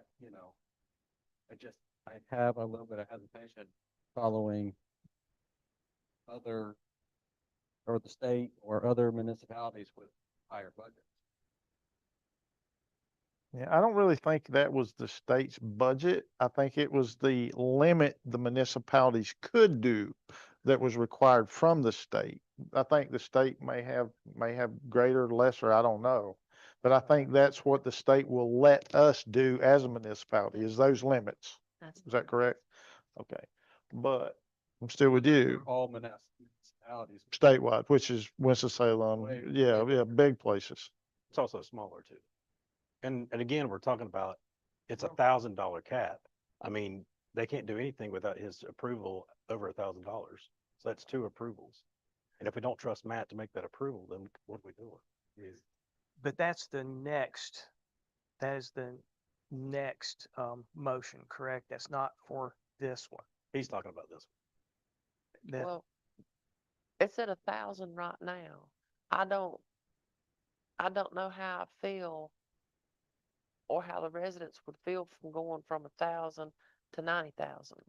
It's not 90 though. What's the top number? Top number that they can get without approval is 1,000. Yeah, the Current. first one, From the 4 or the 5,000, that gives me no, I mean, Right. Right. my goodness, $1,000. But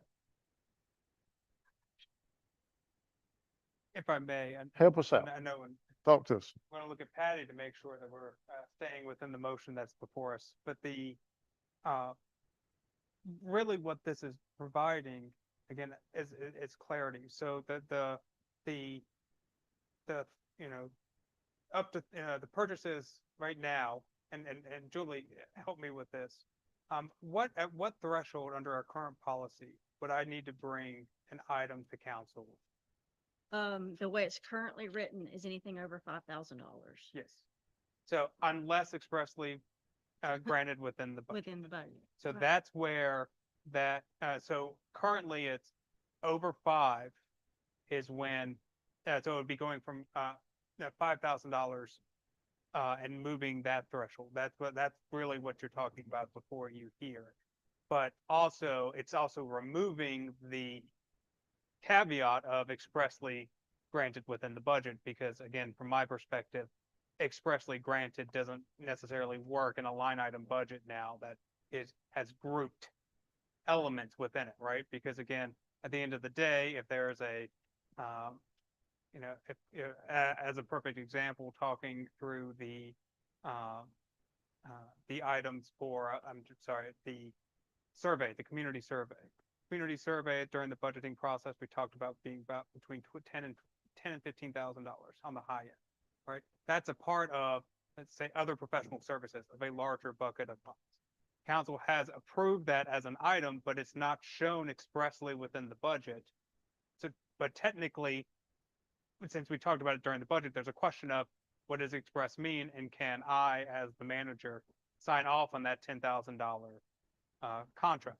Now, again, for my purposes, you all would be aware of it bringing forward regardless, because it's an important item. But from my understanding, over time, there's been a question of should it go before council over $5,000 or not? This provides that clarity of exactly when they're supposed to be coming. So if that threshold does need to be lower than what we're recommending here, that's perfectly, we're So the open. recommendation on this one is 5,000. Is it, Under current policy. Current policy. All this policy amendment is saying that at the $30,000 threshold, you have to do additional steps in addition to everything else that we've already mentioned. Okay. It's not saying that we're not going to bring it to you in his quarterly update. It's in order to purchase this, we have to get a minimum of 3 bids. We have to do all of our due diligence. We have to document it. We have to submit it for a review and approval, confirm that there's budget. That's all it's saying. It's not saying that we're not going to bring it to you until it reaches that $30,000. It's just saying these are the steps that the staff have to follow in order to purchase something of this dollar threshold. Okay. And again, the $5,000 is, let's just say something completely new comes up that we as a town have not discussed during the budgeting process. By the current policy, we would be having to bring that for council approval. However, by practice, with the way the budget is currently written, with the items within those line items, right? Again, they're not expressly written line items because most budgets are not, right, Mhm. by design. Then there's that ambiguity where you could say an item, an item that's $20,000 or $30,000 could potentially go forward without council approval. So this is only putting in very clearly what those thresholds are for when you're going to, what we have to do for our due diligence by state law, and what you all can expect staff to follow. And then when you all will be brought in to truly approve any and all items. And then, as an additional transparency piece, the recommendation is to bring forward a quarterly update for items within a certain threshold range. We could say, as an example, 5,000 to 30,000 or 5,000 and above. That would make council, if you all are open to that, then that would be the report to where you all would be able to see the types of items that we're purchasing. But again, as of right now, most of the items, if not all of them, are technically within the budget. They're just not expressly written in the budget because that's not how we do budgeting. Okay. Julie, I know I can No, it's wax okay. poetic sometimes, so No, I was just gonna say, and all of these documents that we're requiring in this policy are part of public record. So if there was an item that we brought to you in that quarterly report that you wanted to see that documentation, it has to be available. Yeah, As a council, y'all gotta remember one thing. We know you, we know you, we know you, we know you. But we don't know who's coming to take your place. We don't know who's coming to take your place or your place, your place. So we gotta think now for what could happen 5, 10 years from now. So by changing these limits so drastically, we got to think about, our forefathers wasn't stupid. So, but they might not have been thinking all the difficulties you have to go through. So now, they was having to police the whole deal. I remember everything. I mean, we'd have The more, way more special meetings back then than we do now, because things would just come up. So we'd call it, anyway, you can be here, 7:30 on Thursday. It's an off week, but we got a problem. We got to figure this out. So I'm just confused. So we're going to end up with 2 motions, correct? One for this One to potentially. just approve the changes to the policy itself. Exactly. And then the second Will be the motion is limits. if you want to increase the micro purchase threshold, which are for The Emergency emergency. stuff. Okay.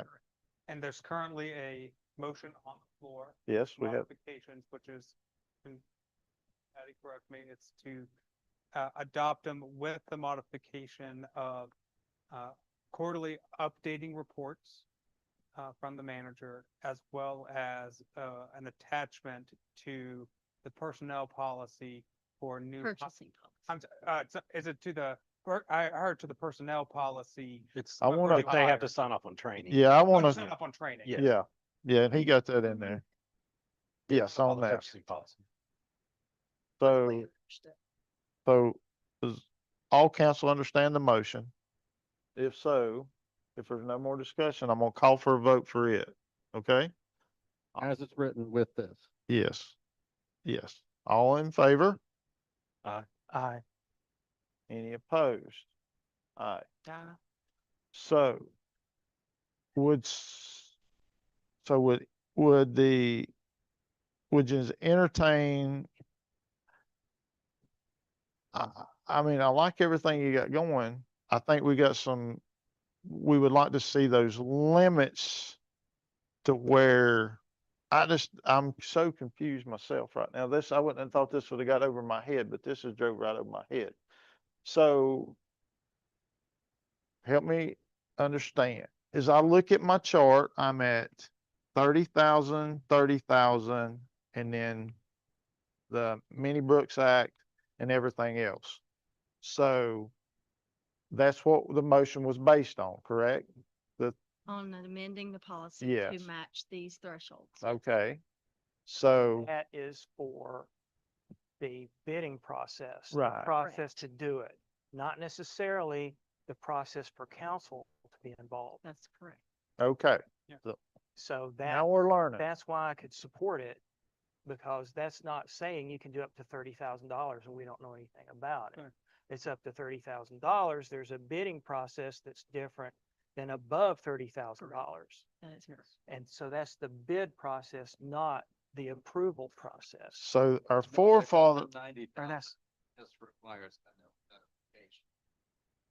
That's the difference in is that, approval and being notified. So if I Do we may, have any line items that are over $60,000 in our budget? no, I I doubt it. thought we had one or two. But So we- nobody can go buy. The them. only one that we And have that's what- is the UDO, which is a multi-year Yes. contract. That is Yeah. true. You are correct. But it don't, Exactly what I was one thinking. year. Okay, perfect. And you've already approved that multi-year contract Yes. for the UDO. So then our forefathers back in 2003 set this 1,000 being the minimum, the maximum you could do without getting a bid. Correct. I'm trying to figure this out, so just bear with me. So then even back then, the manager could have got something. He wouldn't, even if it would have been under that, he wouldn't have had to got bids, but if it was over that, he would still just had to notify council. It wouldn't have had to been approved by council if it was in the budget. The way it was currently written, he could purchase up to $5,000 Okay, without notifying council. so we're thinking about, so does that mean we're thinking about raising this to 30 without being notified? That's preference. That has nothing to do with the policy. Okay. That would be what council's direction is to staff as to where you want to be notified. Okay. That doesn't define what we have to do in order to get that item. It would be a completely separate and thing. we're Exactly. still, again, we're not talking about council approving a purchase. Right. We're talking about a bidding process to get it. Correct. So there is That's all enough, this policy that's all is this for defining. this bid. We're not saying that if it's $5,000, you gotta do a formal bidding process. Cause I'm familiar with formal bidding processes and And the requests. way it's currently written, They're expensive. if it's within the budget and it was approved with the budget, he could purchase anything and just notify you Mhm. the way it's currently written. Yeah. But if it exceeds $5,000 and it wasn't in the budget, he has to bring it to council for approval. And notification is, again, open to interpretation. Right. And I don't think it's too cumbersome to say that, call it 30 needs a formal bid. Seems like the 90,000 is high. For it to be an informal bid. My opinion. It just depends, and I understand, and Mhm. I work in an industry where things are, you can't even, there's radios that are $10,000 a piece. So you can't even buy 3 radios for 3 individuals. So I understand why these caps are so high when you get into technology and things. Well, like and that. if you were to put a $30,000 threshold on formal bidding, that would have to be advertised, it would have to be sealed, it would have to follow all of those requirements, which would mean it would have to have a public reading of those bids, and acceptance at that threshold. That's what that would entail. So you would have to advertise it, you would have to require the sealed bid and all of that process. Okay, 30 is a little low, I'm just telling you, that's but what. that would 90 feels a little require. high. So, What I think of that concerns me is not the current staff we have, but previous staff. Um, did a sound system in here for $80,000 that was horrible and didn't work. And it was done without, they, they asked what they wanted and we approved it, and they maxed all they could spend up to it to get there. And we never saw any bids. We never saw anything. It was just, it's gonna be done. It's because gonna be great. that wording was ambiguous. Right. Well, Mhm. I hope we don't see that again, and that's what we're trying to prevent. And like I say, it's not that I don't trust y'all. Y'all have done a fantastic job. But in the past, we are now with a new sound system that was a whole lot cheaper, and it works. I will say that putting together a bid takes time. You know, for a small firm, we sell time and expertise. And time that we're spending putting together a quotation or time that we're spending putting together a bid can run into $1,000, $2,000, depending on what it is, on a $30,000 job. It's not worth our trouble to put together a formal bid. We can, You will Yeah. also limit yourself on who will apply or who will respond. that's it. You And I knock agree. out a, If I had to bid something that was 30 and it was a formal bid, I wouldn't even do it. I wouldn't even fill out the paperwork. because it takes time. Right. It takes time. Time is money. Staff time is time not being spent doing other things staff ought to be doing. So So- where's the limit then? Well, is that just gonna shut the little man out because they're not, are the big man's got the time to come in here and do it and just push them aside and, They may not even bother with it because a bigger company, it's even worse because there's so much overhead involved with putting together a formal bid. Because when I worked for a big company with 2,700 employees, it cost $10,000 to do a $5,000 job. Whoa. What was it in Saluda? What did Saluda follow? They followed the state standards. Okay, And my thing is, most issues with financial issues in a town or municipality are not that somebody went out and overspent on a credit card or a purchase. It's somebody embezzled money, which has nothing to do with this. So that's, I mean, I think, in some cases, don't make it harder than it needs to be. So if- so, But what was Saluta's budget? Um, less than $1 million. so my curiosity here, it's killing a cat, is This year's it was 1.2 million. we've made it, we've made it, Sorry, can't help you. Thanks for that. we've made it, we've made it 20-something years here with these other limitations. And But the, they weren't quite followed exactly. that's what I'm getting at. That's where I'm going. But, you know, with the situation with the lien, woke us up a little bit with some things.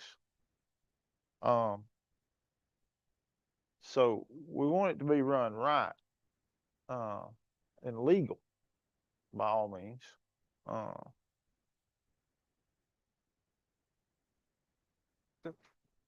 So, next time if I'm wrong, just tell me like 30 minutes ago.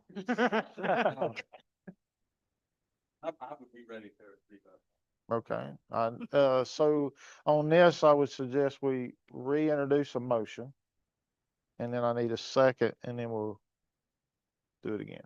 Whoever's willing And to. for clarity, this is not the amount of the dollar level where you can come to council for approval unless it's already in the budget.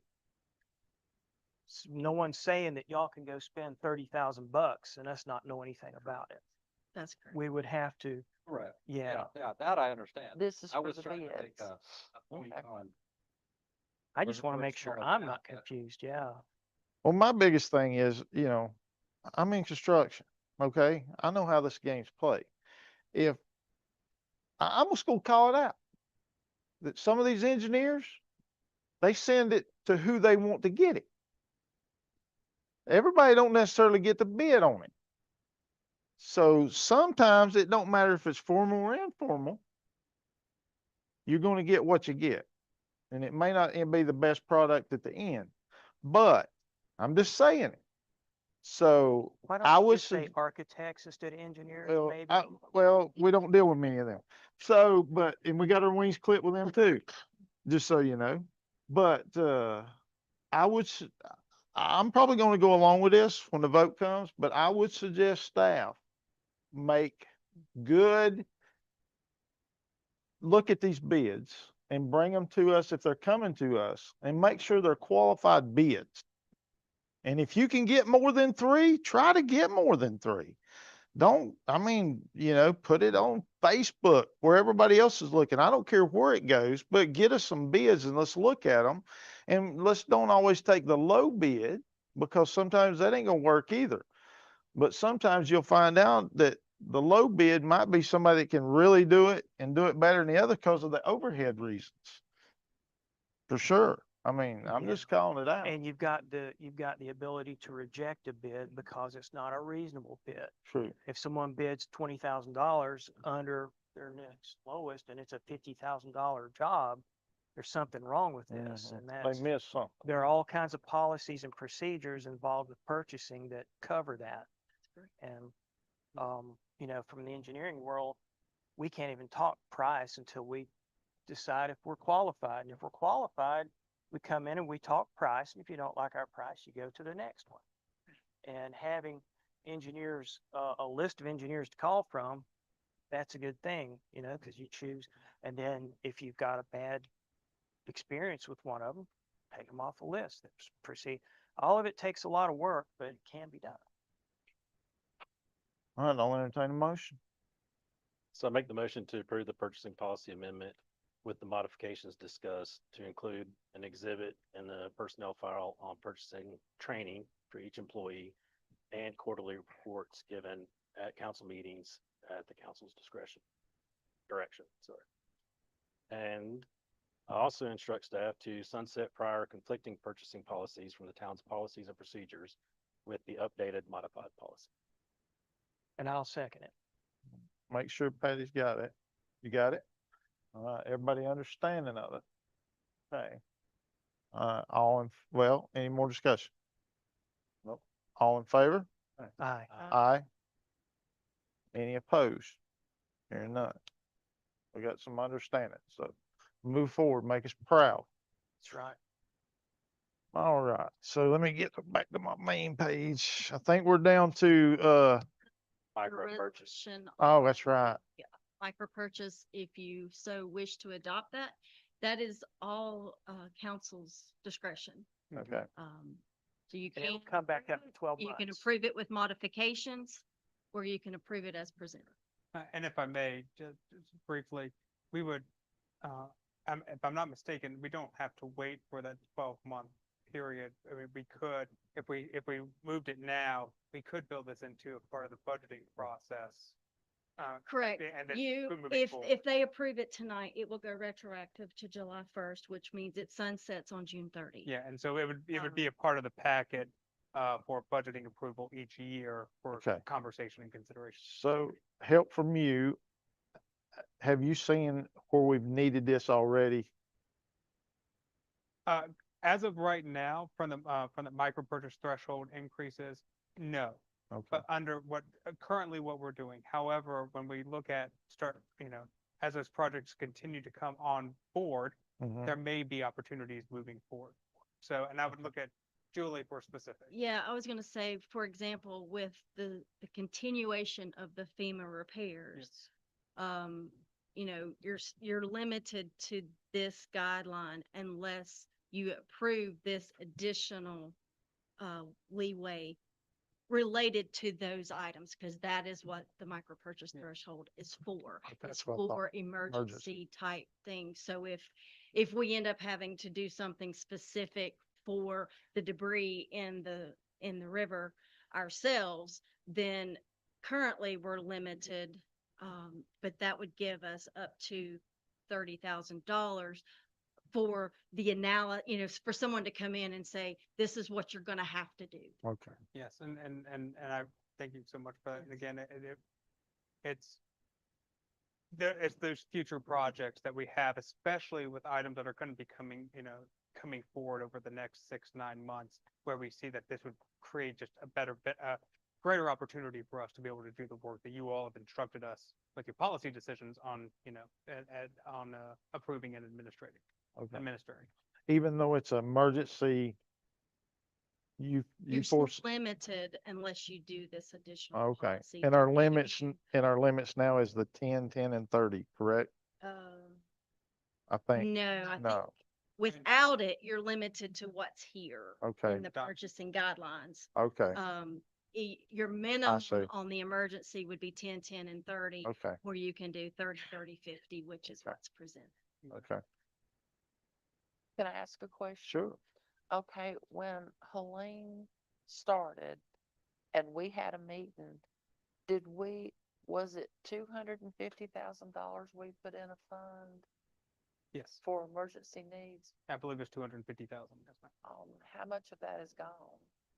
So as of right now, the total amount, because it was also with the budget, I would look at Julie for the total number right now. That we've spent, Yes, that or we've that spent. we have spent, on the Cat B, I think it was 18.9 or Mhm. right around there. And then with what they have done in the analysis, that TRC did on the damage, we have spent, I think, 19,000 Yeah, of so that just- $55,000 of the contract that y'all approved. And then on top of that, there's also, again, approximately $10,000 from the Land of Sky for their work through Helene as well. That's Keeping all the 15. paperwork We right. It's just up to paid 15 now, Yeah, yes, we just 15. paid the $5,000, so we're at 15 with Land of Sky. Yes.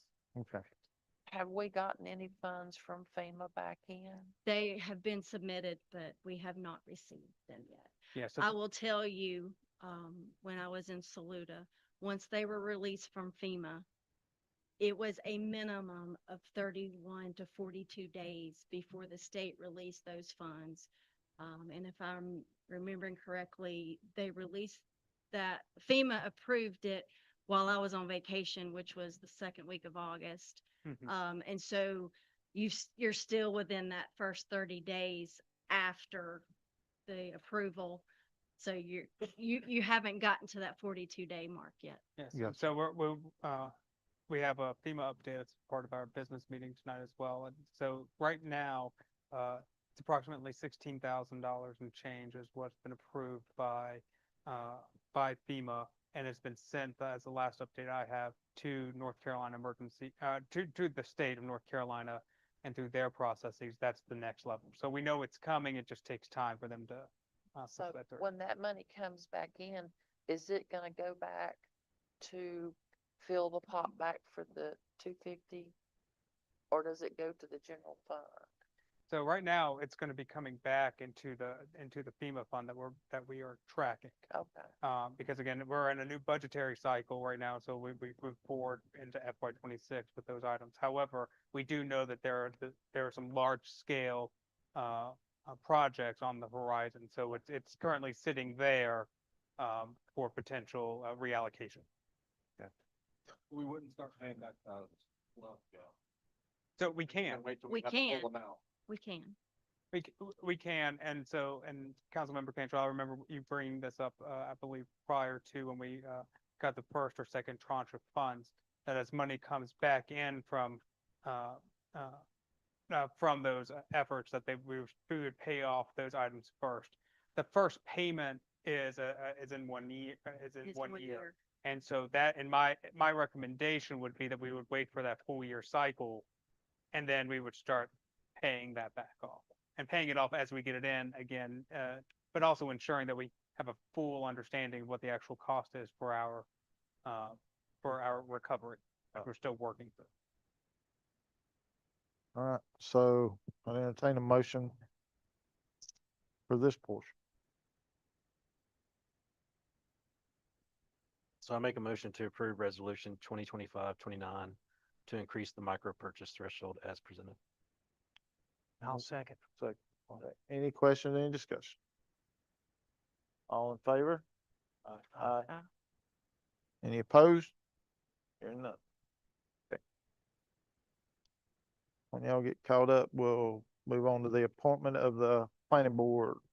I just want to say thank you, council. I know that That was a tough one there. it's a big Yes, conversation. thank you. Yeah, it's a very Yes. big conversation, but I appreciate your willingness to entertain. Okay.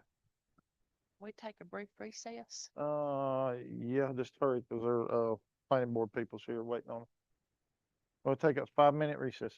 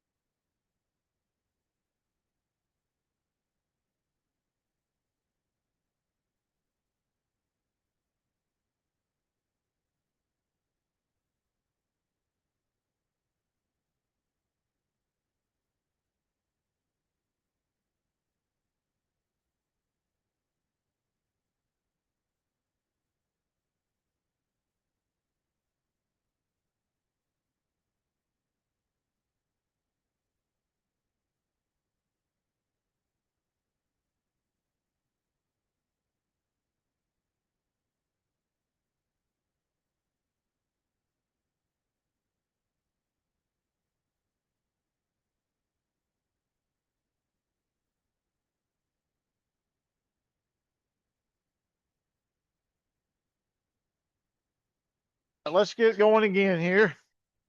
All right, back to our, appointment of our planning board. Brought to your attention to have a vacancy on planning board. Staff was instructed to invite the applicants on file to the meeting tonight. I do know we have several here in the audience. We have Brad Burton, if you don't mind waving, Jack Zion, and Matthew Clark. Okay, gotcha. All right, good to have you. Welcome. So the reason we did this is we're just trying to ensure our appointments, we get a little bit of criticism from outside, as to not really looking into it deep enough sometimes. So we thought we'd try this method. We're guinea pigging you guys. Sorry, but that's what's happening. So if it's the council's okay, if each one of them just come up, tell us a little bit about yourself, and some interest you might have or whatever, and anything that you think might interest us and make us feel more like you're the guy for the planning board. So start with you. Come on up. Yeah, we'll have to get you to the podium. And I'm sure our mic's still on, correct? Okay. You did? Okay. It's on, it's back on. Okay. Somebody got it. All right, good evening, everybody. I'm Matt Clark. Little background on me, retired in the Marine Corps after 20 years. We visited Western North Carolina for the first time, probably about 17 years ago. Went to Biltmore. Loved the area, but didn't have a reason to move back because I was in the military. Retired in Jacksonville, North Carolina, and my in-laws eventually relocated here. And I applied for a job after I retired, and well, I've been here now 6.5 years. We lived on just the outskirts of Mills River, on Pennsylvania, and then we moved on the other side of Mills River. Been there for about 2 years now, but we love the area. But as for me, I am a blending manager over at Lassance. I work with a local company. Some of you guys may know they make juice. I'm not sure if you guys are familiar with Lassance or not. My wife, she's involved in the local community as well. She works as the HR director at Boys and Girls Club. Something with my passion, though, has been to serve the community, as my service in the military has shown, and I want to continue to serve where I can. So, Okay, awesome. Thank you very much. Any questions while he's right there? Glad you Marines are on our side. Thank you for your Absolutely. service. all right. All right, come on up, Mr. Burt.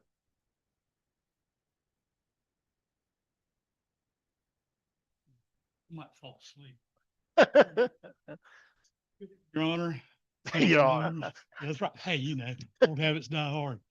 My name is Brad Burton. I'm a resident of Mills River here for about 31 years, North Carolina resident my whole life. Got here as quick as I could. I married a gal from Hendersonville about 39 years ago. Been here since January of 1994. Watched the town incorporate, and I've worked in local government and state government for right at 28 years. Was in the criminal justice community in Henderson County. Worked with the sheriff's office there. Worked with North Carolina probation and parole, and ended up as a magistrate for 3 years here in the county. And while I was a magistrate, I was able to go to school and get my degree in public administration from Western, and completely changed jobs at age 40. Yay! My hat's off to you, my man. I don't know why anybody would want to be in law enforcement now, but anyhow, started the zoning official with Henderson County. My resume reads like a man that can't hold a job. But I never left the North Carolina retirement system, and always was recruited everywhere I went. I left Henderson County, was recruited to Brevard, assistant planning director there for about 12 years. We had a council change, spent a little bit of time in the city of Asheville, then was recruited down to, I don't know if I should say this out loud or not, but I'm going to the town of Lake Lure. Let's go over that real quick. And then ended back up and was recruited as a floodplain administrator for Buncombe County at the planner 3 level, and retired from Buncombe County. Seen a lot of stuff, did a whole lot of, I was, as assistant director in Brevard, I was plan review, the plan review guy, and the day-to-day code enforcement sort of thing, so I've seen a whole lot of different projects and different things. And I'm not too up to speed on all the changes that 160D has brought but I'm sure we've got a legal, somebody that can help out with that, but, anxious to serve, been retired for 2 years now, had 4 jobs. Couldn't hold any of them. No, I was just delivered auto parts and messing with them. But I am looking forward to trying to give a little bit back to the county and I think I have, pretty good credentials and stuff to offer. Thank you. Yep. Thank you very Any much. Any questions? questions for him? Okay. All right.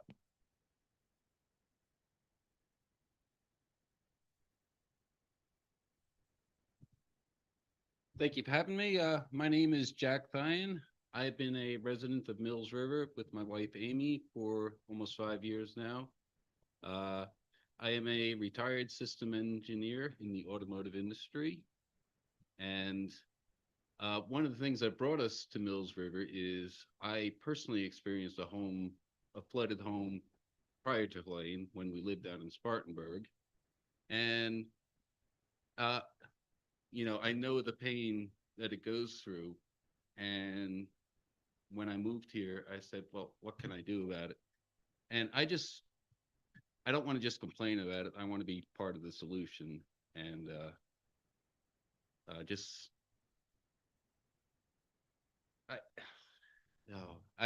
one of my biggest struggles is putting thoughts into words. So this is hard. Oh, for that's me. all right. I do the same thing, believe it or not. Yeah. And Brian. yeah. I, this whole small government is hard for me, and yeah. I'm not sure if it's right for me, but I just wanted to at least give it a shot and see what it's like, and I think I have something to offer. I'm a data junkie. You can put a 250-page of hydrology data from a proposed development, and I can call that bullshit on it. So, I got you. sorry. That's okay. Sorry about the language. My wife is a human resources manager for a tech company over in Arden. She's a Western North Carolina native. I am not. She's from Ruffton or Okay. Rutherfordton, as some people like to say. Gotcha. And I don't know what else to say. Okay. Fair enough. Any questions for him? No. All right. Thank you very much. So discussions, any more questions for any of the applicants or any of that didn't show up tonight? I look for them. I think we got a good selection to choose from. I think we do. And the participation you guys was willing to come out and give us is excellent. So we know y'all can get up and talk, so that helps. See, James, it don't hurt to talk. Anyway, I'm just giving you a hard time. So anybody want to make a motion? We've got a meeting next week. Right, since we've moved our meeting up, Yes. So the 9th. Right. Okay, so we skip It a normally would have been on the 2nd, but it's the 9th now. Which is a holiday. The council meeting? no. Oh, I'm sorry. I thought planning it board was- meeting. Planning board Okay. meeting. The meeting. I council was gonna say, meeting I didn't think- is, right, the council meeting is next Thursday night. is moved up till the 4th, correct? Right. The council meeting before. Okay. Okay. So that's what. So it's if going- we wanted to take a couple days, think about this, because it's hard to choose. We got 3 really good people. Yeah. So is there a planning board meeting prior to that? Normally there should have been, but the Ah, planning board meeting. that's, was I'm- moved to the 9th. There I'm won't with be. you now. Yeah. One of So them nights. I'm with you now. what do y'all think about maybe, Well, let me ask this question. What all, do we got a loaded agenda our next meeting? If we throw this over to there, are we just On the passing the, yeah, the September 4th meeting, currently, there are a few items, there are a couple of hefty items that are going to be coming, I would say, before council, but I wouldn't say any longer than this evening. okay. yeah. I'm fine with that, because I think we discussed this last time too, let's interview and then the next one. Yeah. Okay, we did, didn't we? We did. We did. So is that what you want to do? Mm-hmm. That would be and how do we do that? Do we You have to do that? make a motion. I make a motion that we not continue. Table Okay, till, I make a motion that we table this item until the next regularly scheduled council meeting, which is September 9/4, 4th. September 4th. okay. I want to ask this before I call for a vote. How many total do we have? There was 5 total? 6 total. Okay. There's 6 applications on file. Okay. And just to let you know, one of the applicants did reach out to me. She was unable to attend tonight. She had surgery, but she's still interested in being Okay. considered. Okay. All right. So I will pass this on too. It's my understanding that the Board of Adjustments has 0 applicants. 0 applicants for the Board of Adjustment. Correct. Where are we at on the Parks and Rec? It don't matter. I mean, there is some though, right? Some on 2 or file, 3, yeah. I think. Okay. Okay. And if I can add, if you don't get selected, because unfortunately we can't select 3 people tonight, still come to the meetings, still have some input and still be there. Because we Yeah. always give a chance for public comment. And you've got a couple of great members here tonight, would certainly be open to hearing some comment, and you can still be part. Right. That helps us understand, by seeing you, because we all watch the meetings. We also know when the next one comes up. Mhm. So, But I feel comfortable, we'll definitely make a selection on the 4th and get that spot filled. And then keep in mind that keep your application in there because there constantly some rollover. People getting purged out, doing some different stuff. So, if you don't get it, don't get disheartened. It ain't like having to be voted on. File 2 years. Yes, stay on file for 2 years. Okay. And that's from the date they submit it. Okay. Fair enough. So I got a motion to table it. I'm looking for a second. I got a second, James. Any more discussion? All in favor? Aye. Any opposed? Hearing none. I'll make a selection on the 4th. Thank y'all for showing up. Welcome to thanks for stay. being here. Yeah. We're getting closer to getting done. Any other business for this? No. I'd entertain a motion to adjourn our regular meeting and one to open up our regular meeting, our business I make meeting. a motion to adjourn the regular meeting, open up the business meeting. All right. Second, Brian, second. All in favor? Aye. All right, off to our business meeting. Let me get us over here. All right. The FEMA updates. Yeah, thank you, Mayor and Council. While we're transitioning over to the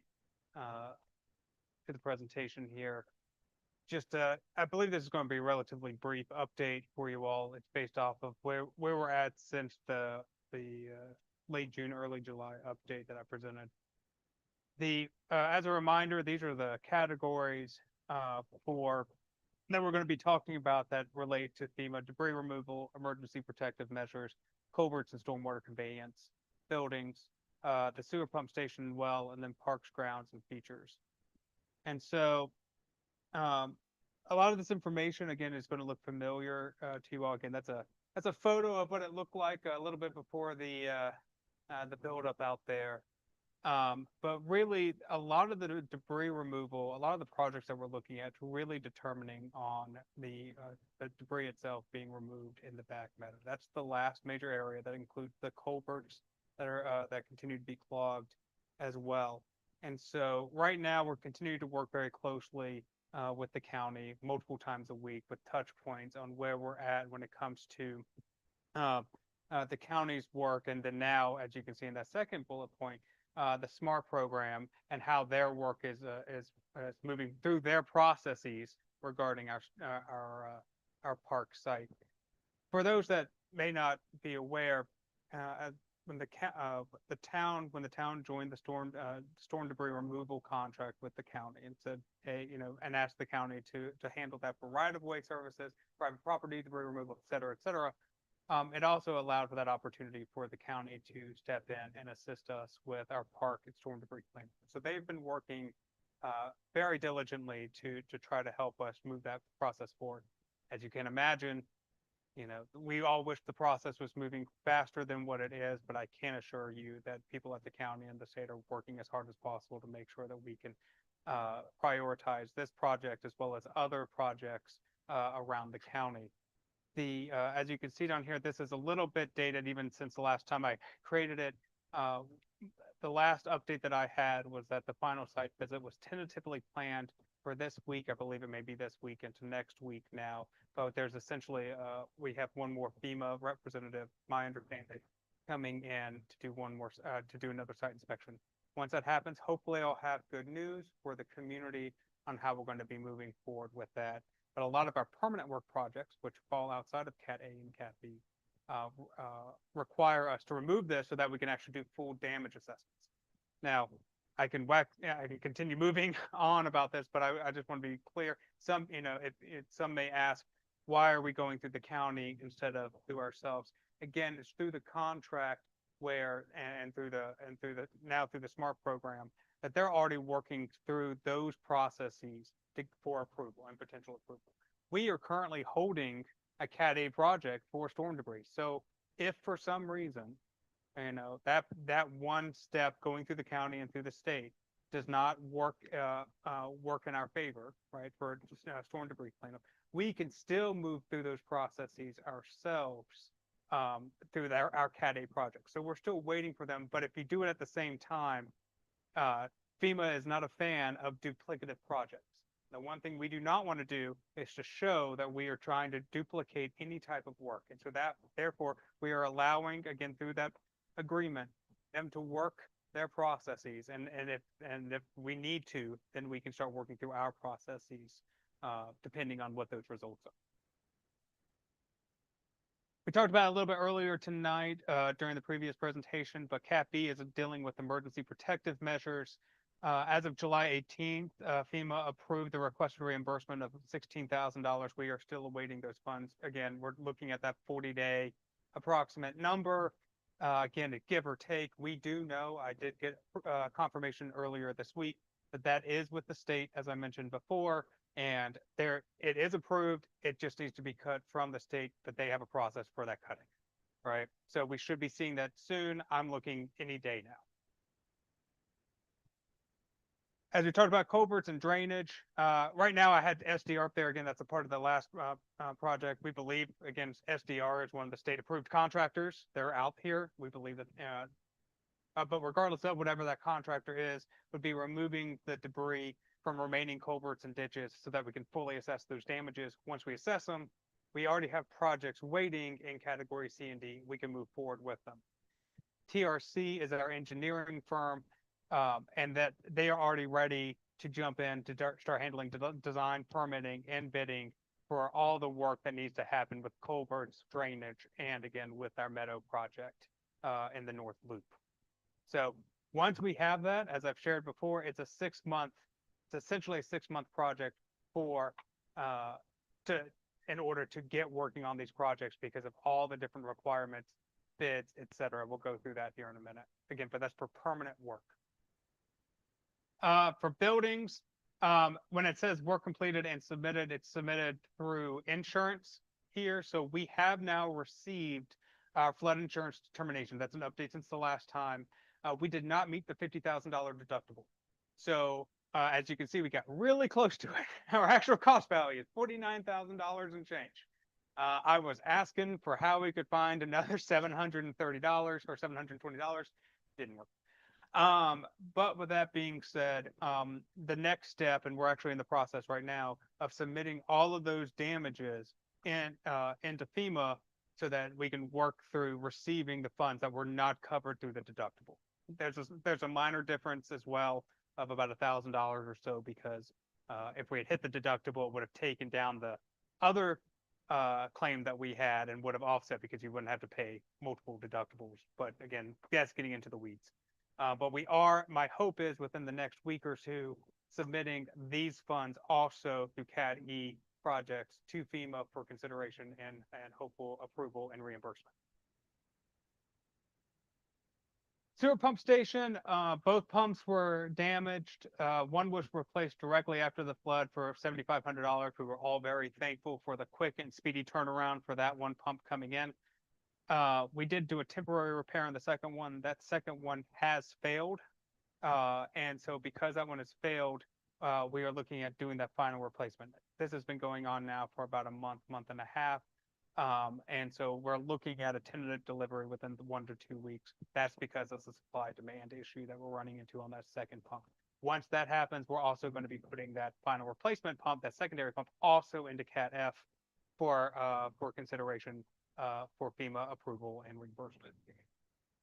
The well and the well house, as a part of what I just mentioned on the previous one, dealing with flood claims and the flood damages, we received the formal denial that the well and the well house are not, or that the well house is not covered. So it is not a covered structure. That is because it is in the 100-year floodplain. And so therefore it's not going to be covered under our current insurance. So we are exploring those options through FEMA mitigation options as well, to look at potential, not just replacement, but relocation options as well. Again, because we do want to potentially use that well. It was, because it was functioning, we want to potentially use it for whatever the next steps are on that property. So because we've got that denial, we can move to the next step.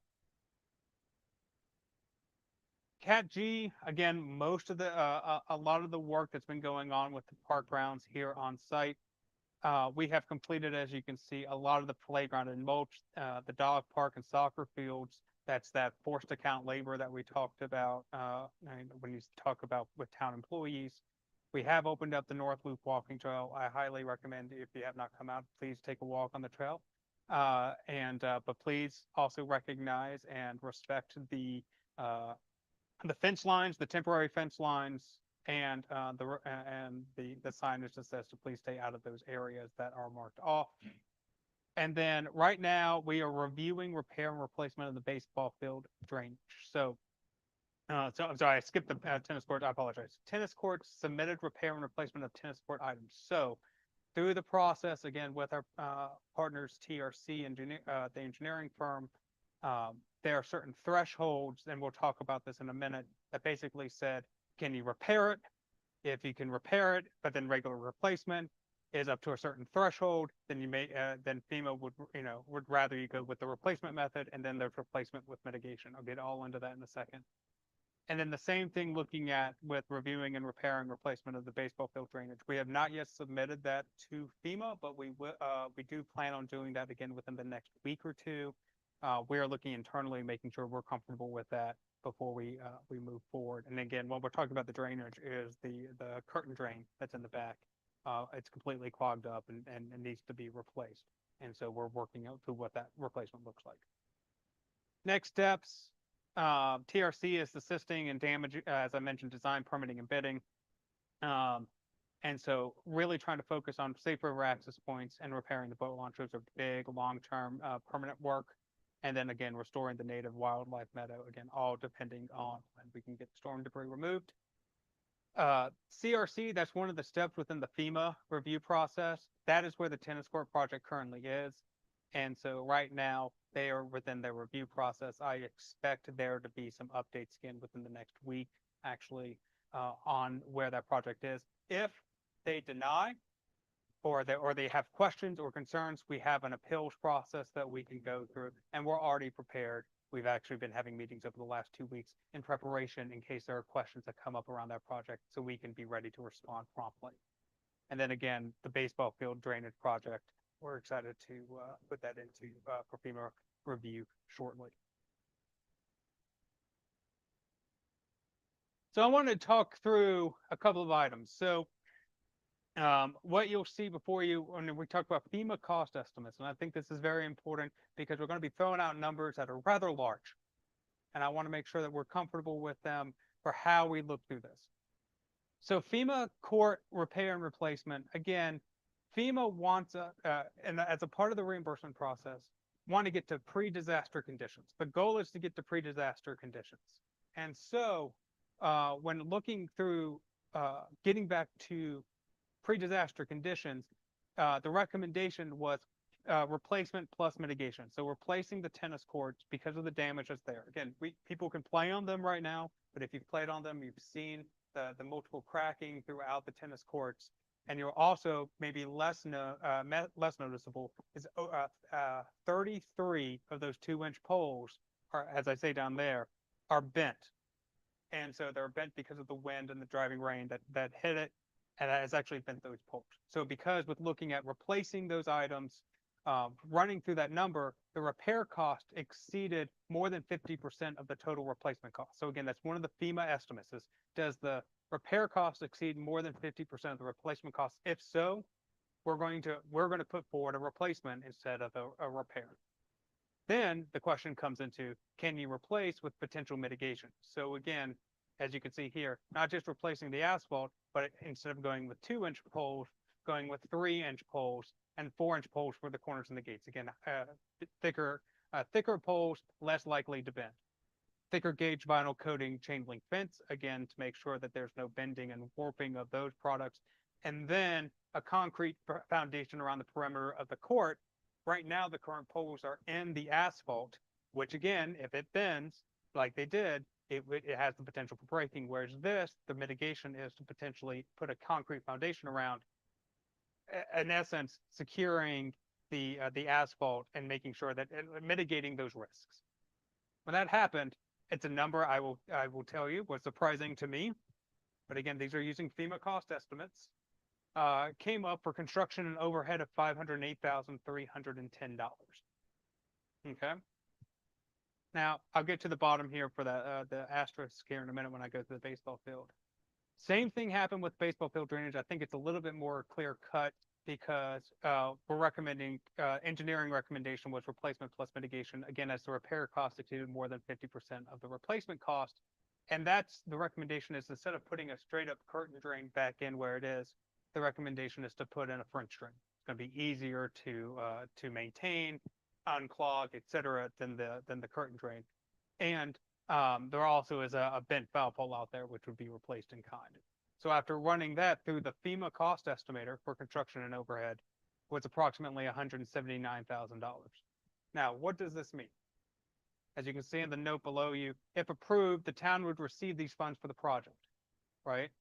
So essentially what we would be agreeing to, let's just say hypothetically, FEMA says, yes, we agree with that estimation of $508,000, right? Then we would have to be building what we put forward within that calculation. If it costs $520,000, the town would be on the hook for the additional cost. Okay, that's what's approved through FEMA. Okay, so we're going through those steps. And so if it's under that, then fantastic. That's what we that's in general. That's what we hope. We hope we get the best product for the best price through that. But then there are other options that are available for those funds that I don't necessarily need to get into tonight unless you would like to. But then we also have the ability to give those funds back to FEMA. So say, hey, it only costs $350,000. The additional money we're going to give back to FEMA. Okay. So that's where those costs are coming from. It's running through the cost estimator. So you may be asking the money that is set aside through the budget, through the budgetary process. These monies would come to us first before we would start working on those projects. We would not be out of the pocket. That is the benefit of going through this step instead of going through the bill or the replacement and then requesting reimbursement. We're asking for those funds up front. So when they accept if they accept the estimate. I love when. Yeah, Mr. Mayor, because with them, it's when. So it's when. when or if they accept this, how long does it take to get the money to make it happen? Because if it takes a year or two, these numbers are useless. So my understanding, and I'm going to look to Julie, because you actually have experience with this in Saluda, it's a relatively short turnaround. Yeah, it would be,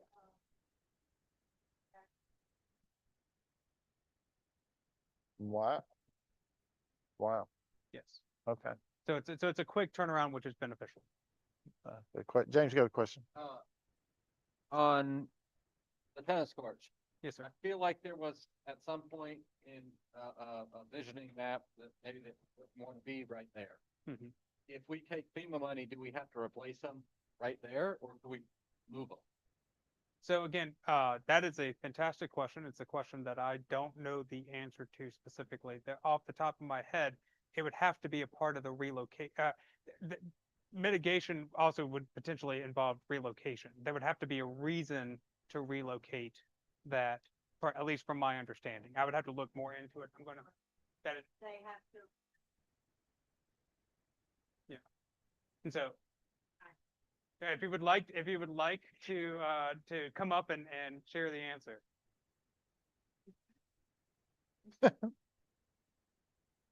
You have to keep them in place. So unless you submitted the project with the request to relocate Mhm. the infrastructure, whatever that infrastructure is, you have to keep it in place.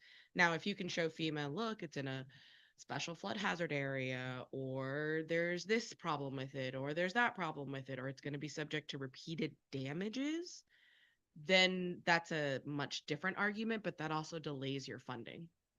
Yes. But if you leave it in place and just do the replacement, then, it's easier for everyone involved. So when it comes, if I may, just real quick, just 1 second, when it comes to FEMA questions like that, I tend to hedge a little bit until I can get the absolute answer. But yes, that's why if you look at the well house, for instance, it's in a safe, it's in the 100-year floodplain. So we can make an argument with FEMA that we need to relocate it because rebuilding it in that location would not be prudent for anyone, including, for FEMA to want to fund that, right? Right. So that's why we would be, there would be a need to move it here. There wouldn't necessarily be a need to move it. And I apologize.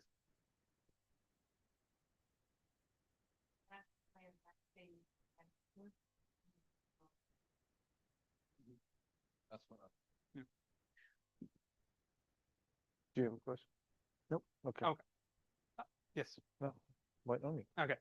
Sounds good. So this is the process right now, and this is different than the reimbursement process, right? So I just want to be very clear about that. We had the luxury and to say we can still use the tennis courts, we still have opportunities there, and the baseball field is still usable, to some extent. But so we want to make sure we continue keeping those open.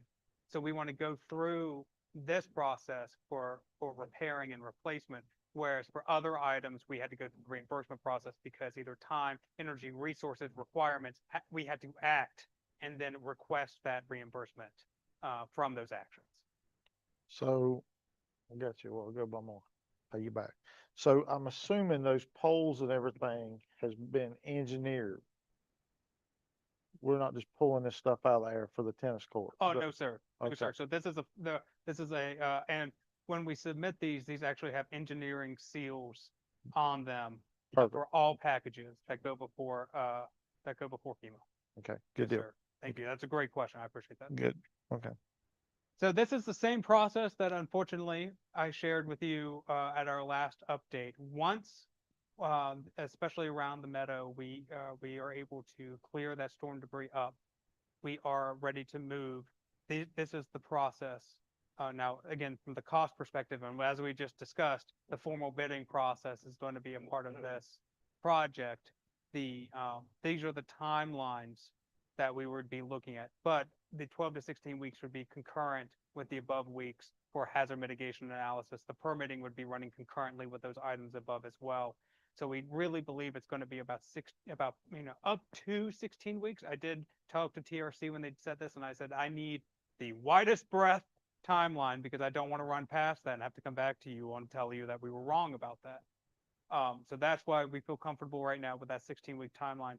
And then again, on the bidding process, 30 days of public advertisement concurrent with permitting where possible is where we start kicking that off. So I'm very excited to move to this next step process and bringing it forward to council for an update. So right now though, and as I mentioned before, the estimated cost for us currently out of pocket is still looking at that up to maximum of $650,000. Again, with the caveats that are currently outlined before you all. But that could drastically, depending on what really happens with the storm debris removal back there and the cost to repair it, that's where we're still within that threshold, right? Because a lot of that work requires that storm debris to be removed, but then the actual repair work is getting up into those higher thresholds. Okay. So we're still budgeted appropriately is essentially what I'm trying to say. Okay. Can I ask Julie, now like on this money, we could possibly be, uh, refunded back from FEMA as well for all this, but now this won't be a quick turnaround on that money, correct? Okay. Okay. Yeah. And that's a great point there, because we could technically go through the permanent work process of laying it out, getting approval from FEMA and going through that formal process there. But this is taking into account that we're following FEMA processes, but then we're going to ask for reimbursement on the back Okay. end so that we can get that up and running as fast as possible. Okay. That all you got on this? Yes, sir. Any questions? Everybody understand where we're at? Okay. Thanks for the update. Thank you. Let us know when you need action from us. Floodplain ordinance update, Mr. Malachek.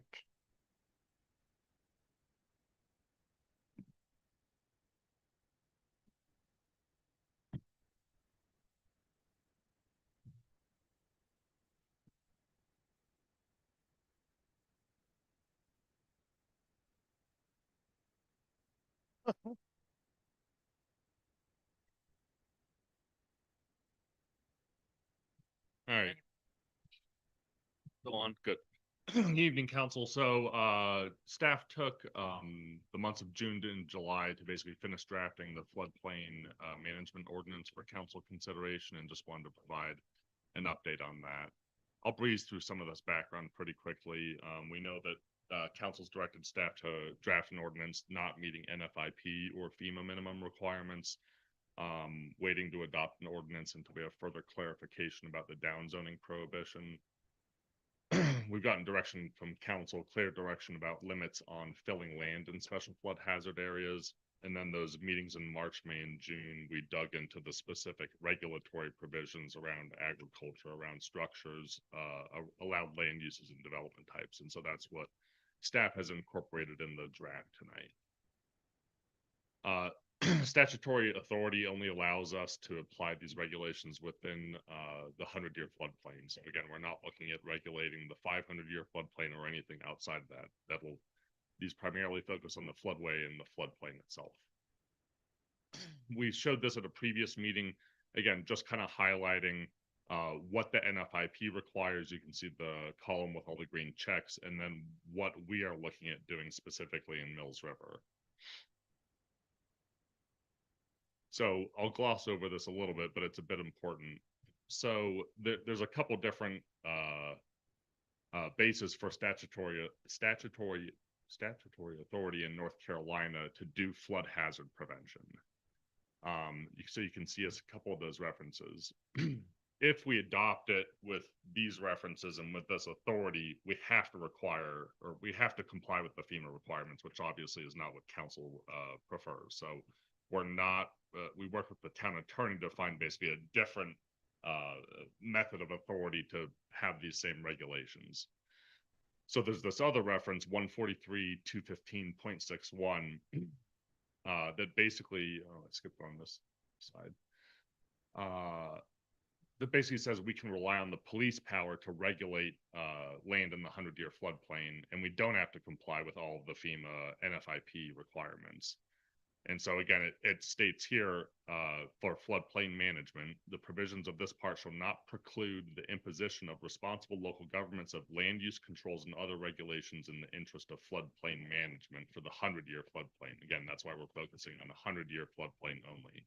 So that's the authority we're relying on in crafting these regulations. We did want to touch on the downzoning. Again, there is still ambiguity and legal gray area regarding the downzoning prohibition. A lot of local governments are still working through that, but this is our best analysis to date.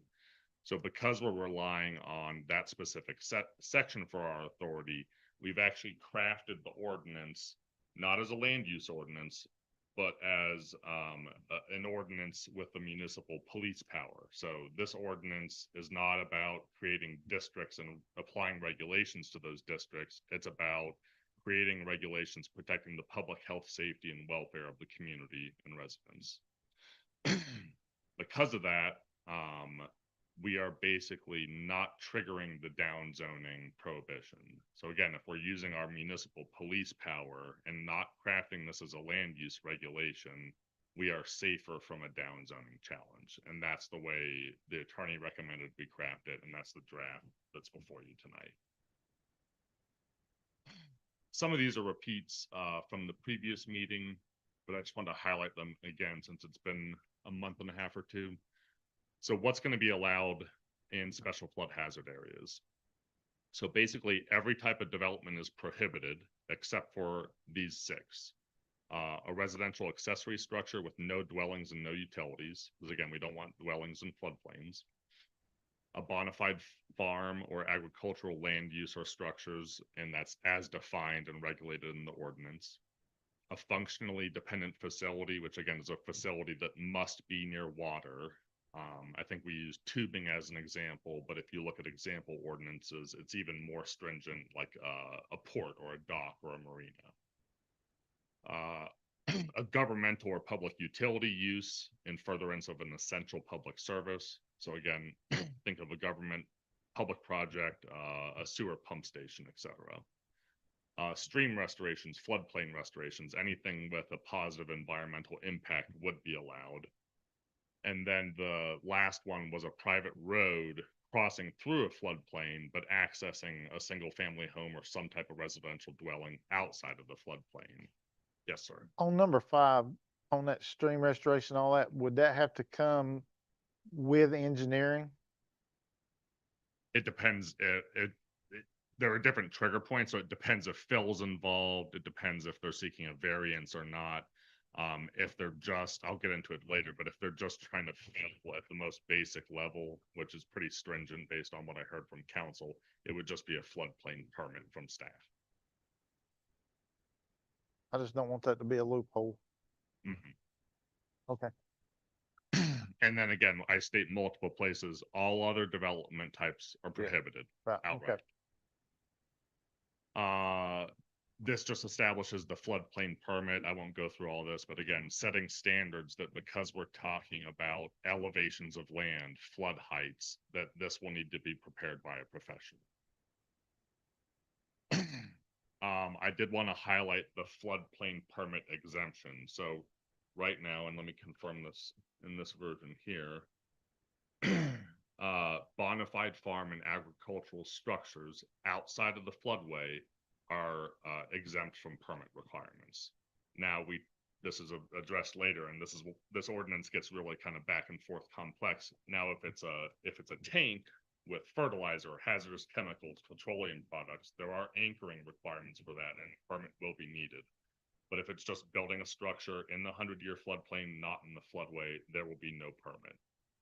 And then this is one I dropped off, I think, on the slide, because I was using an older version, but any agricultural land maintenance activities that do not cause a measurable change in the elevation or topography of the land also don't need a permit.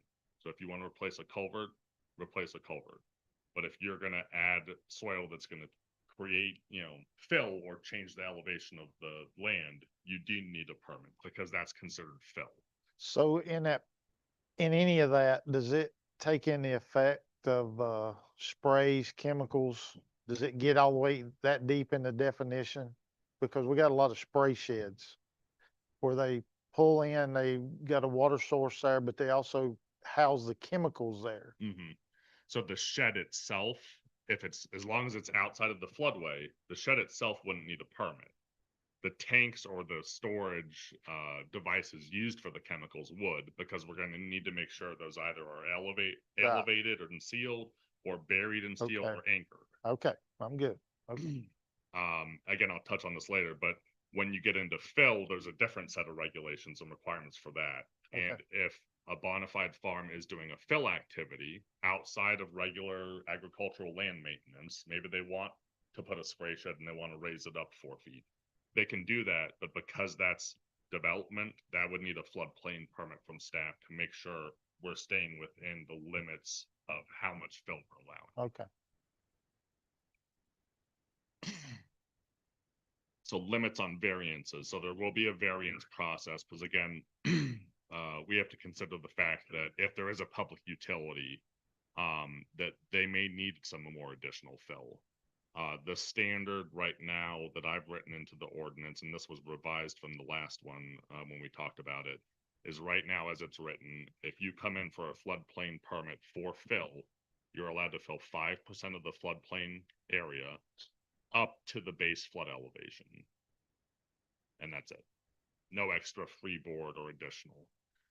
Now, with a variance, and again, through a variance, you have to have the no-rise engineering certification. You have to prove, beyond a reasonable doubt, this is absolutely necessary for this project. I have to have this fill here. The absolute maximum you can go up to would be 15% of the floodplain and no more than 2 feet above the base flood elevation. Again, trying to think of those circumstances where it could be a public utility or something critical to the community that would need that extra elevation and protection from a flood event. I kind of covered this earlier, but again, fill is prohibited for all development types except those expressly listed in the ordinance. And we're only going to allow fill when it's absolutely necessary. And so the Board of Adjustment will act as the floodplain review board and can grant these variances. And there's a whole section with standards and conditions for variances that an applicant would have to prove to be granted this type of variance. And I talked about the bona fide farm fill activities already. I did want to address, we talked about no fill in the floodway. So again, floodway, the area that regularly overflows next to the surface water, stream, creek, river, etc. But we did want to have a way for farmers or agricultural land maintenance workers to basically repair stream bank blowouts. So again, similar to what was written with the agricultural land maintenance, minor land maintenance, if there is a stream bank blowout, you can put that back into like condition and there is no permit required for that. Same with like cleaning out their farm ditches. Again, yeah, so Okay. ditch any and I don't have the definition in here, but anything that would qualify as minor agricultural land maintenance. So Okay. any of that stuff. And again, the key is that doesn't create a measurable change in the topography or elevation of the land. No permit requirement, they'll be allowed to do that. But once it actually becomes actual fill for development purposes, whether it's raising a spray shed or something else, that's when a permit's required, Okay. when you're actually changing the nature of the land. Gotcha. And again, you can't get a variance to get fill in a floodway. The only fill allowed in a floodway per this ordinance is for stream bank repair. Okay. Kind of jumping around, already talked that to get fill, you have to have a floodplain permit with staff. Again, 5% is the absolute limit of the, not of the property, but of the floodplain area you could fill, and you can't exceed base flood elevation. Again, the elevation of the 100-year flood as estimated. One thing we talked about at the last meeting was, well, how do we prevent people from filling multiple times? Well, we do a non-conversion agreement. Anytime you do a fill activity and get a floodplain permit for fill through staff, through the planning department, you will have to prepare a non-conversion agreement that will basically record what is being done and will be recorded with the Register of Deeds and will run with that land. So that way, if someone comes back in 5 years or the land is sold, all you have to do is do a deed search and it's right there that this property has been filled and we have a record of that, and that would be in our permit files as well. Touched on this already, but again, multiple places in the ordinance that state fill is prohibited for non-residential, non-ag development of any type, and anything that's not listed as an allowed development type. felt like that was a really quick run through, but that's a summary of what's in your packet. The full ordinance is in there. I'll stop now with any just general questions about regulations or what's written in the draft ordinance. Y'all got anything? Is there any penalties? Yes, there is and I didn't include that because that was in the And that's previous slideshow, but there is an enforcement and complaint section of the ordinance, and there are penalties. I don't know what they are off the top of my head, but I think we probably put it to the standard $50 a day. So has the town attorney reviewed the whole document? Yes, she reviewed it all and sent me comments, and those have been incorporated. There's still a couple legal tweaks because, I mean, I'll be honest, this is still a bit of legal gray area with the down zoning, but we feel this is the most confident way to move it forward. Again, not as a land use ordinance, but as think of it as a new nuisance ordinance, except it's about hazard prevention in And floodplain safety, areas. okay. So this is a potential schedule. So council wanted us to bring the draft ordinance back to you in August. We're here tonight. My one ask tonight, because again, the moratorium's expiring in early October, would be for council to initiate a code amendment so we could move forward with the adoption process. And what that would look like is we would come back at the September 4th meeting, if council's okay moving forward with that, to set a public hearing date. That public hearing date would be set for October 2nd. Now, because this isn't a land use ordinance, technically we don't have to go through the land use process, which would be planning board review, the statements of consistency, the 2 legal notices before the hearing and all that. But because this is so important to the community and obviously is a hot topic issue, and for our own protection, we feel we should do that. So I'm recommending we set a public hearing, but we still bring it to the planning board on September 9th, have a review and recommendation. We'd still do the 2 legal advertisements, because again, we can go above and beyond state minimum requirements, let the community know this is going to be considered, and then possibly have the public hearing on October 2nd for potential adoption. And I believe the last day the moratorium is in effect is October 7th. So October 8th would be the day there would be no more moratorium. And then obviously if council needed additional time, because I know this is cutting it a little close between the 2nd and the 8th, council could always schedule a special meeting if there were additional items that needed to be discussed or amended. Questions? Got any discussion? Yeah.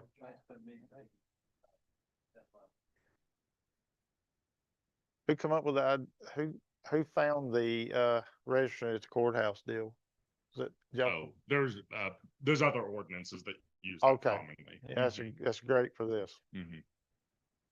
So if council's okay with it, I'll just ask for general consensus from everyone that you're okay with us moving forward with this schedule for adoption. Oh, good. We're good. All right, we'll note that in the minutes and move forward. Okay. Thank you. Thank you. Any potential future agenda items y'all think of? Hearing none. All right, motion to adjourn, please. Make a motion to adjourn. Jeff, see I'll Brian second. All in favor? Aye. Any opposed? No.